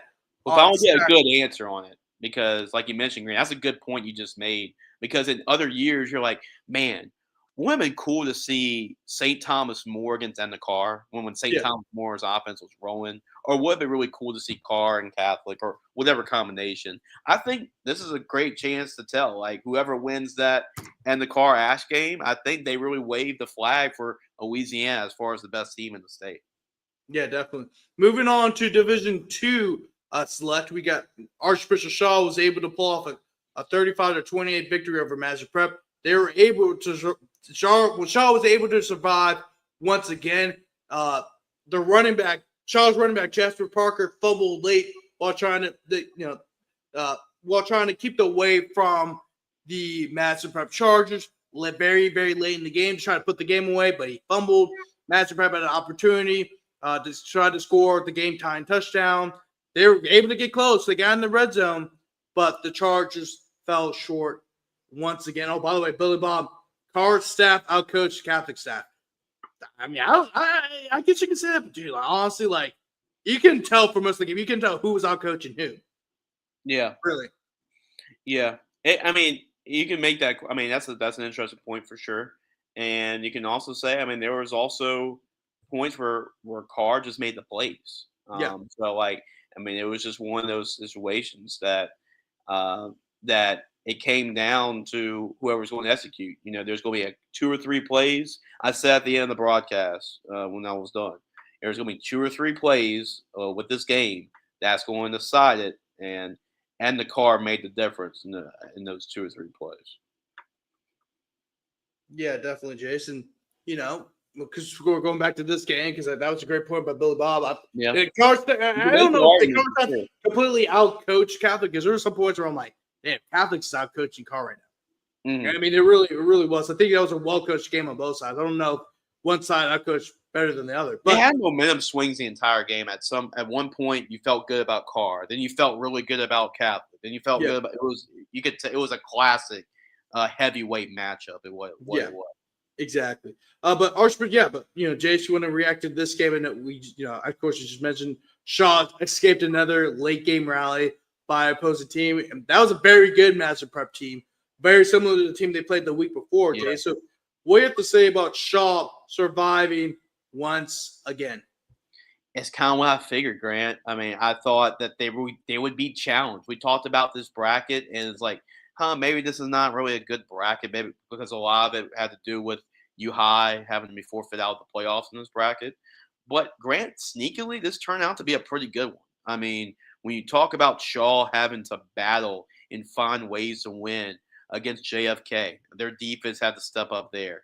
And like I mentioned, I thought this would be a close game between Shaw and Madison Prep. I really did because Madison Prep's athleticism, it kind of reminds you of JFK. So this is a similar type of matchup that could give Shaw type of problems. And Shaw was able to find a way to win that football game, 35-28.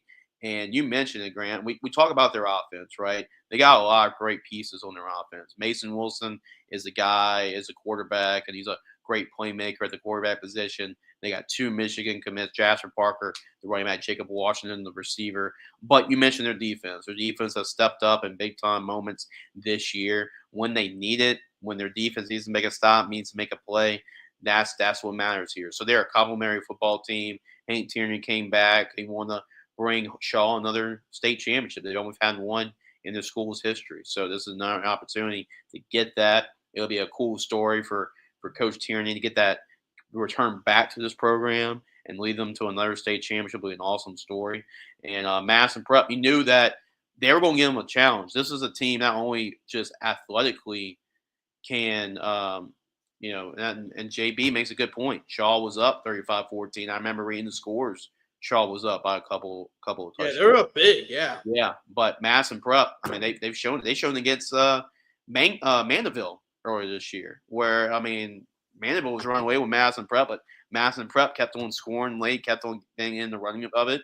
That's the explosive team that can score, and Landry Williams teams have always made deep runs in the playoffs, so they're not going to be intimidated. They beat U High earlier this year, and you knew that they were never going to give up, and they gave Shaw all they can handle, but Shaw had built up such a good start, that really helped them close it out against Madison Prep. And this is a really good football team, man. And Shaw, I mean, you said that you're really high on Shaw about them making the state championship this year, Grant. And this team, they can definitely win it. They'll be the favorite for sure. But yeah, what a season Shaw has had, and Shaw can definitely get there. And we talk all about their offensive key playmakers, but the defense has stepped up, and this is really a championship team we talk about. Yes, can't count on Coach Tierney. Shaw has a nice squad. Yep. Yeah. Very true. And then also old school did say earlier, Carr just had more dudes basically. But yeah, Shaw coach is a smart guy running HGT counter. That was a good game. Madison Prep had chances but couldn't finish. Well, Coach Tierney is an option coach, right? So that was his offense back in the day. They were more of an traditional option team. Yep. Now with the of course, Monday college football, he's still an option guy. He just runs it out of the shotgun. Yeah. Right? Mason Wilson would be his, like, for example, Mason Wilson would have been his ideal quarterback back in the day. He prefers to run the option. He is an option guy. However, in the modern day, you need to spread around the field. Well, he does have the athletes to spread around the field, of course. The receiver, Jacob Washington, is a Michigan commit. And then also you have a solid running back in Jasper Parker, who is also a Michigan signee. And then, of course, your quarterback's real athletic. If Mason wants to play college football, I think he could play as a running back. I'm not sure. Maybe he could probably play as a quarterback too, but I think he would be an awesome running back in the next level because of his, because of his physical, hard running style. It's hard to defend both. I mean, especially them in the backfield trying to defend both of them running the football. Yeah. Kind of reminds me a lot of, remember Gus Malzahn early in his Auburn tenure? Yeah, Nick Marshall. Yeah. Nick Marshall teams. That's what Shaw kind of reminds me of there. Yeah. But yeah, moving on. Now we go to an actual option team, which is Ed White. They put a beat down on Leesville, 41-13. Yeah. Ed White was actually picked to go to the state championship. I kind of reneged that. Like on paper, I had Ed White going out to the state championship, but then I also said that I changed my mind and picked Leesville. So I wasn't right or wrong on this. I guess you could call say. the wash. Yeah. But Ed White will advance to the state championship for the first time since 2021, where they nearly beat U High. They lost 21-14. It's a really close game. Jace, Edie White, they have a lot of people, of course we know about their defense, but their offense is pretty good too. Yeah, they are an option team, but the quarterback, Grant Barber, does a great job of not only running the option, but also through the air. He's very effective through the air. He completes most of his passes, Jace, but Edie White got the better of Leesville. They slowed down the running attack led by Xavier Ford, who's the state's leading rusher. And they're also able to slow down their passing attack as well. But Jace, Edie White, did this win impress you more? With this win, is Edie White in a different picture than they were going into this game? I know they beat Vanderbilt Catholic the week before, but are they seen in a different light since they shut down a highly effective Leesville rushing attack? I believe they are. I mean, I've seen this team play before this year, and actually that was another VSN game I had to call. It was Lutcher and Edie White, and Grant Barbera. He's a good quarterback. He does a great job of running that offense, and they can be a methodical offense, man. Like I remember multiple times in that Lutcher game, they scored 20 points, but they moved the ball on Lutcher. They would hold the ball for 6, 7 minutes. I remember one time I was telling Lucas that they had like an 8-minute drive. And like they can do that, and their defense is really good. We knew Xavier Ford was going to have a good game, right? And he still, even though it was 41-13, he still had a pretty good game, 137 yards, 2 touchdowns.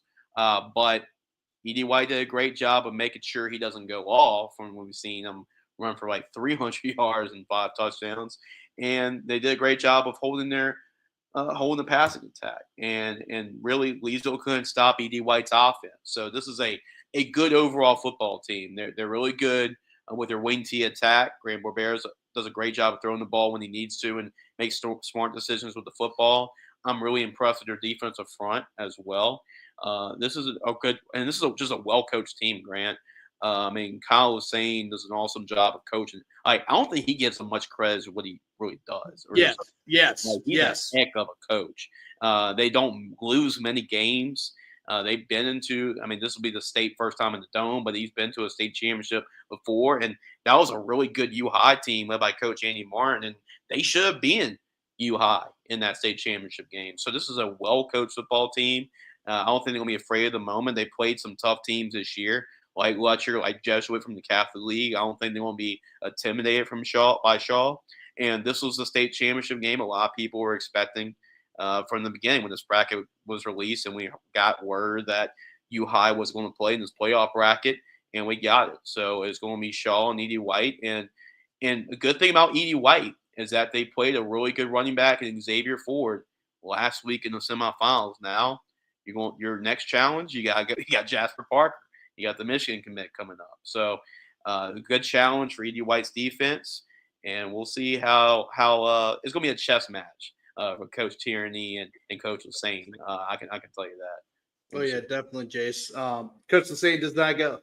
He's a great coach, but I think he's one of the more underrated coaches in the scene. Now, a whole lot of people talk about the success he has had at Edie White. Matter of fact, I think Edie White, since he's taken over, has been the winningest program in the River Parishes.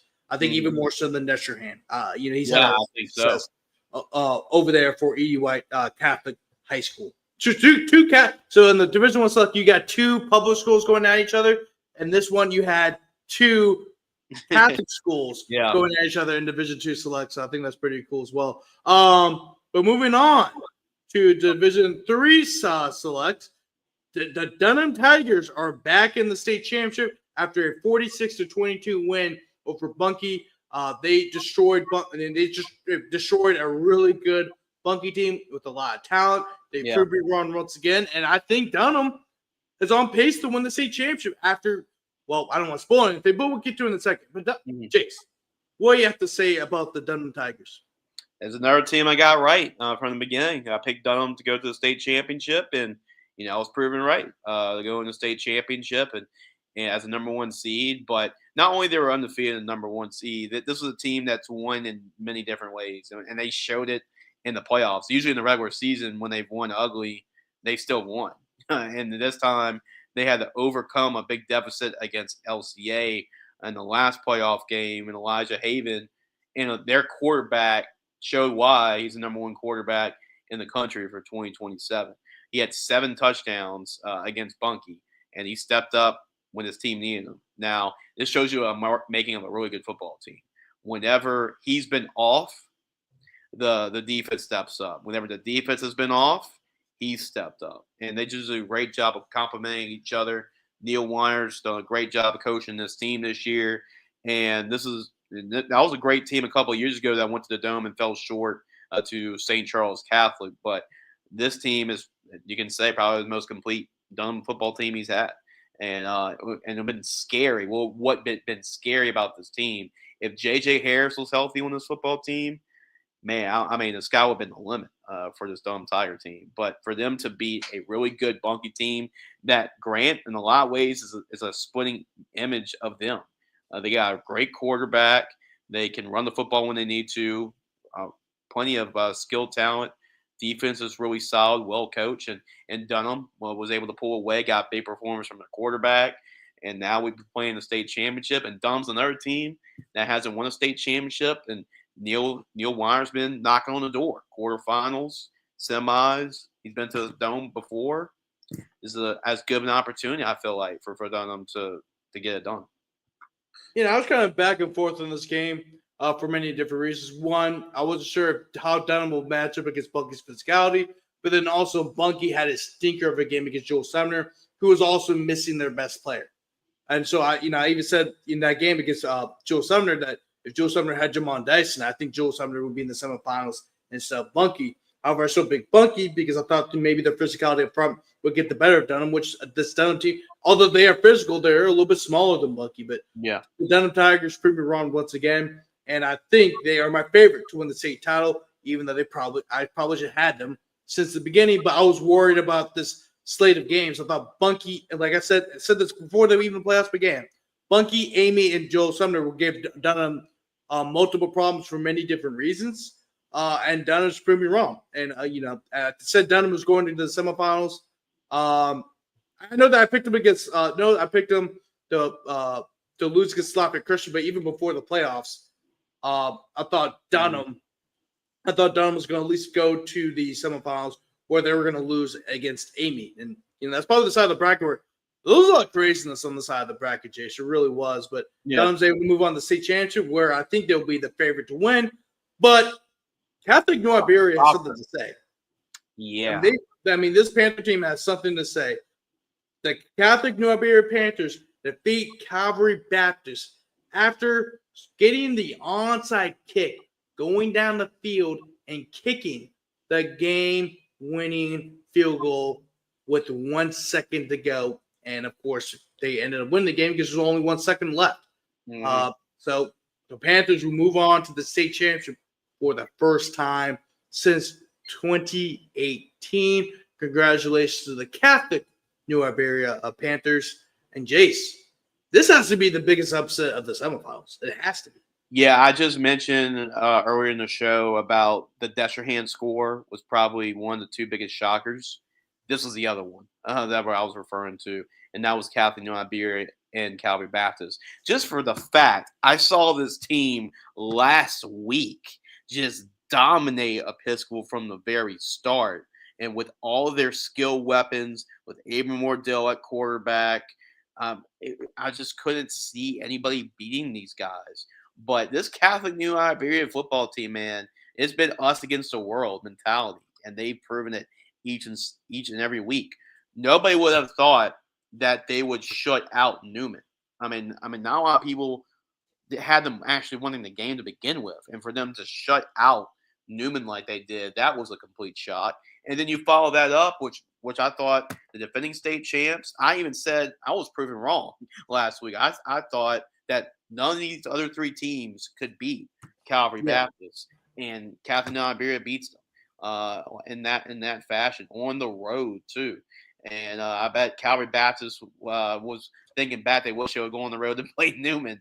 And Catholic New Iberia definitely proved them wrong. But to win in that way, special teams again, that's what I talked about. I mean, special teams made a difference in a lot of these games. Onside kick recovery, special teams. Field goal to win it, special teams. And a lot of these games, special teams made a difference. And that's what happened the Catholic New Iberia. And now, Grant, I know Dunham probably be the favorite, but do you discount this Catholic New Iberia team that just beat Newman 31-0 and beat this Calvary Baptist team on the road? So I don't know what to really think. I'm going back and forth right now, just how Catholic New Iberia has been playing as of late. Yeah, man. Once again, I have no idea. No idea. I mean, I think none of them will be the favorite, but I mean, I think the wake up call that Calvary was going to be an upset alert should have been Newman. Even though we didn't really say it that much, I was kind of, I was like, okay, is this just Newman just having a really bad game in the quarterfinals like they've had in the past, right? Or is this Catholic New Iberia team much better than what we actually think they are? And it was the latter. I knew Catholic New Iberia, they've always been a great program. The issue is like, this isn't like, they're not really big up front, and they have a lot of athletes, but they're not really big up front. Yeah. And they beat two teams that are much, much bigger than them up front. And that was key. This Calvary Baptist team is the most talented team that Calvary Baptist probably ever had. A lot of people are saying they're the best team in the state heading into the year. And that's including Karr and all these teams. A lot of people. I said that too. Mm-hmm. Yeah. I know they had two losses. The two losses were against Neville, and they barely lost that one. Yeah. And then also Franklin Parish, who is I know they're a 4A school, so a little bit bigger than Calvary, but that shocked a lot of people because Calvary Baptist is so full of talent. I mean, you got James Simon, 4-star running back committed to Texas. Devin Harper, 4-star offensive lineman that was originally committed to LSU at that time. Now he's committed to Ole Miss. You have, receivers are committed to D1 programs. You have safety, got defensive players like Braylon Huglon, will be a future blue chip recruit out of St. Louisiana. You got dudes you had dudes all over the field, and Catholic New Iberia, who, by the way, they're not really scared. Honestly, they're also not scared of Calvary Baptist. Yeah, Catholic New Iberia beat. I know it's 7-7, but Catholic New Iberia beat Calvary in the 7-7 by you mentioned that too. Yeah, he did mention that last week. So, but yeah, I mean, so that was awesome. I mean, they've kind of flown on the radar, and really, I knew this team was going to be really good. I wasn't sure how far they're going to go in the playoffs because Division III select is really tough. But that Notre Dame game, where they just absolutely pounded Notre Dame, that was a shock. Which is something they usually don't do. That let me know. Oh, this team has a great shot being phenomenal. But the only issue is they're in a really, really tough bracket. But yeah, Old School said, I haven't heard any news about Catholic New Iberia all year, and then they come in and beat Calvary Baptist. Man, it'd been good. They've been one of the sneakier teams around Louisiana. I've known they've been good for a while. I wasn't sure how they're going to do in the playoffs. Matter of fact, their road to the playoffs actually was a lot tougher than Dunham's. Yeah, because you had to go because Dunham had a tough road, but Catholic New Iberia had to go on the road twice in back-to-back weeks to beat Newman and Calvary Baptist. So congratulations to Catholic New Iberia Panthers. And they move on. I don't give much credit, man. Luke Landry and their receiver Jane Mitchell. They got some dudes, man. Yeah. Moving on to Division 4 select. Of course, this is the last one before we let Jace go. Before he has to appear on 446 Sports. Make sure to check that out as well. That will be a live show, which I did not get invited to. I'm joking. I didn't even know about it until I was like, damn, like you can't have a New Orleans representative, Doug. Damn. Anyway, I'm joking. I love Doug. Doug and 446 Sports. They do a great job of covering sports in Central Louisiana and also sports across the state. Vermilion Catholic. They defeated Kentwood 33-0. This was the game that John D'Artes broke the state record for total touchdowns scored in a career with 175, surpassing Juwan Johnson, who did a lot of wonderful things at Lafayette Christian. That record will remain in Acadiana, but it will go to a different player, but to John D'Artes. Just another day of the office, Jace. Yeah. Another day of the office with John D'Artes and the Vermilion Catholic Screaming Eagles. The old Johnny Football is what they call him over there, and he plays like it, man. I mean, not the biggest guy in the world, but he's so fun to watch. 5 touchdowns. That's kind of like, and like just over 300 yards of offense. That's kind of like a so-so game for him. And it's just been amazing seeing this guy play. And he's been such a great high school football player, man. And he's been getting some offers as of late. I think Graceland finally decided to offer him, and I think Louisiana LCU as well, Louisiana Christian gave him an offer too. And I know a lot of teams are starting to take notice. I can't believe it come this late, but starting to take notice of Jonathan D'Artes. And this team, I mean, it's an unselfish team. Usually when you have a playmaker like that and a guy kind of gets all the headlines, usually a lot of teammates get jealous of that. But no, they play well around him. They got a lot of really good players around him. And this team has just been dominant. And this is a loaded playoff bracket, Grant, and they've been just dominating everybody that they play and everybody that they beat. Yep. I mean, that's a really good Kentwood team I thought would give Vermilion Catholic some problems.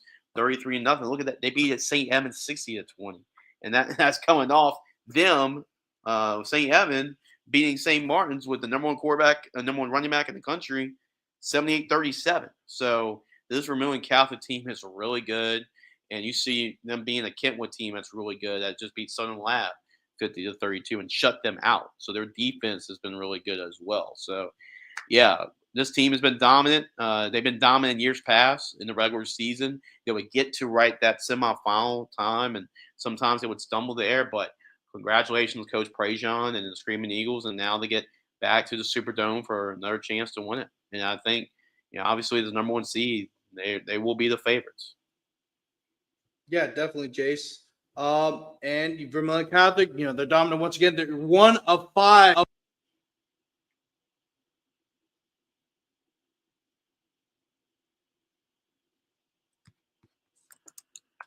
Grant, I think you're on mute.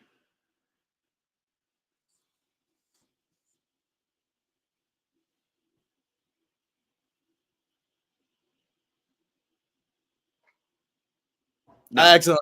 No, I can hear you now. I can hear you now. Yeah, I accidentally unplugged my microphone, but yeah, they're one of 5 undefeated teams left in the playoffs. You have as many as 5 teams finish the season undefeated in division and of the 8 brackets. So that's Vermilion Catholic. That's Vermilion Catholic. That's Carr. Alexandria's still undefeated. Yeah. Who else? Dunham. Dunham. I'm still undefeated. There's Dunham. There's somebody else too. Who is the 5th one? Is it Haynesville? Haynesville. Yep. Haynesville. Yep. So 1 of 5. So big weekend for all 5 of those teams. Jace.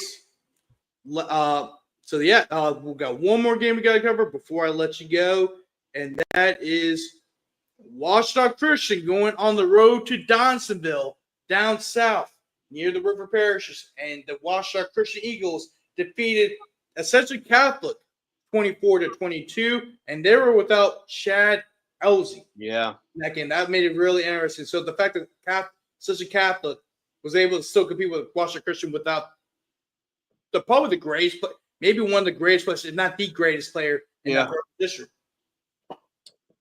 Yeah, you said it, and they've had some great ones. I know Jermaine Williams was a great football player for Ascension Catholic, but you're probably right. I mean, we're talking about Chad Elsie potentially being the greatest player, most productive for sure, player to go through this program. And this has been a great program that's produced a lot of really great talent. And we knew it was going to be tough. Like, it was going to be a good game regardless if Chad Elsie did play. Because this is a really good Washita Christian team that's, like Cecilia. I don't know how they're 11th seed, but they're definitely higher than their ranking is for sure. But this is a really good football team. Stephen Fitzhugh has won a lot of state championships, and yeah, he's a difference maker. If he plays this football game, I thought going into it, I said the winner of Riverside Academy and Ascension Catholic was going to be in the Superdome. And even though I have great respect for Washita Christian, I thought the winner of that game would play in the Superdome. And with Chad Elsie not playing that football game, when you're talking about the 1A level, it's tough to when you lose a player like Elsie, because there's so much players you can really rely on at the 1A level. So when he doesn't play in the football game, and it's been a guy that's been so key for your offense all season long, it makes a difference. Now, this was still a close ball game. Like, it was 24-22. I think Washita Christian scored late in that football game. And then we had Gridiron football. I know we were covering that football game. Aisha was over there covering that football game. And I think Luke Vidrine scored a touchdown to go up 24-22. About 6 minutes left. So essentially, Catholic, to their credit, playing without Chad Elsie, they gave it all, they put it on the line, and they did a great job of putting their team in position to win the football game. But Washita Christian, as a number 11 seed, they're a team, Grant, no matter what their seeding is in this bracket, as long as Stephen Fitzhugh's the head coach and the talent they got over there, you just pencil in them in to make at least the semifinals, just because how this program has been. And now, guess what? Washita Christian will now play in the Superdome against Jonathan D'Artes. The last time Washita Christian won the state championship was 2 seasons ago, and that was that matchup in the Dome when Jonathan D'Artes was a sophomore.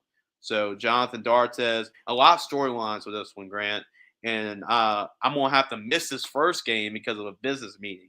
So Alex will be covering that game for us. So this will be the game I'll be missing. Out of all the games, it'll be the only one. So, but this will be a great matchup.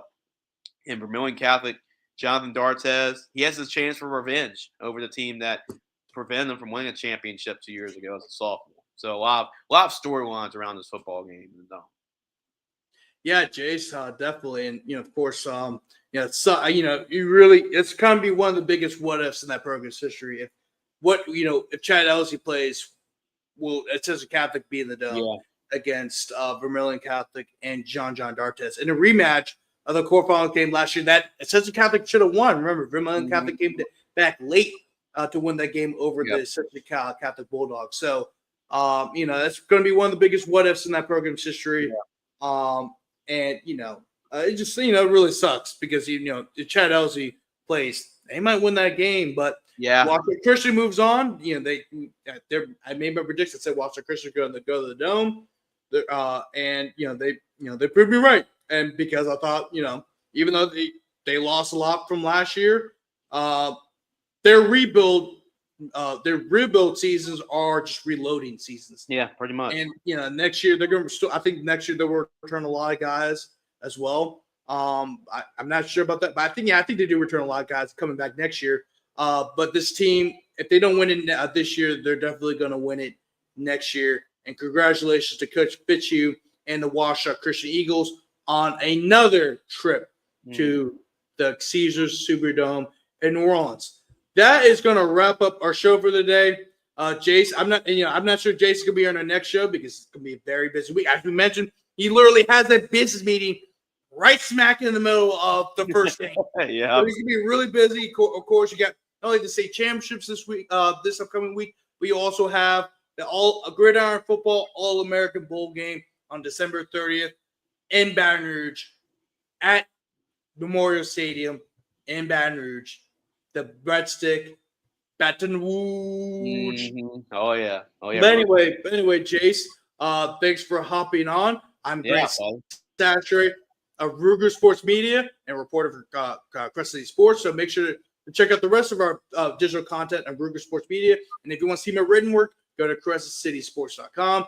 Jace LeJeune of Gridiron Football. Make sure to check out Gridiron Football at GridironFootballUSA.com. They got a lot of great stuff being produced right now. So make sure to check out Gridiron Football. And also, Old School said, thanks for the shout out for South Black Jace. Yeah, I mean, hey, me too. Yeah, Grant as well. Hey, Old School. Come on, man. But anyway, well, we'll see you guys next week.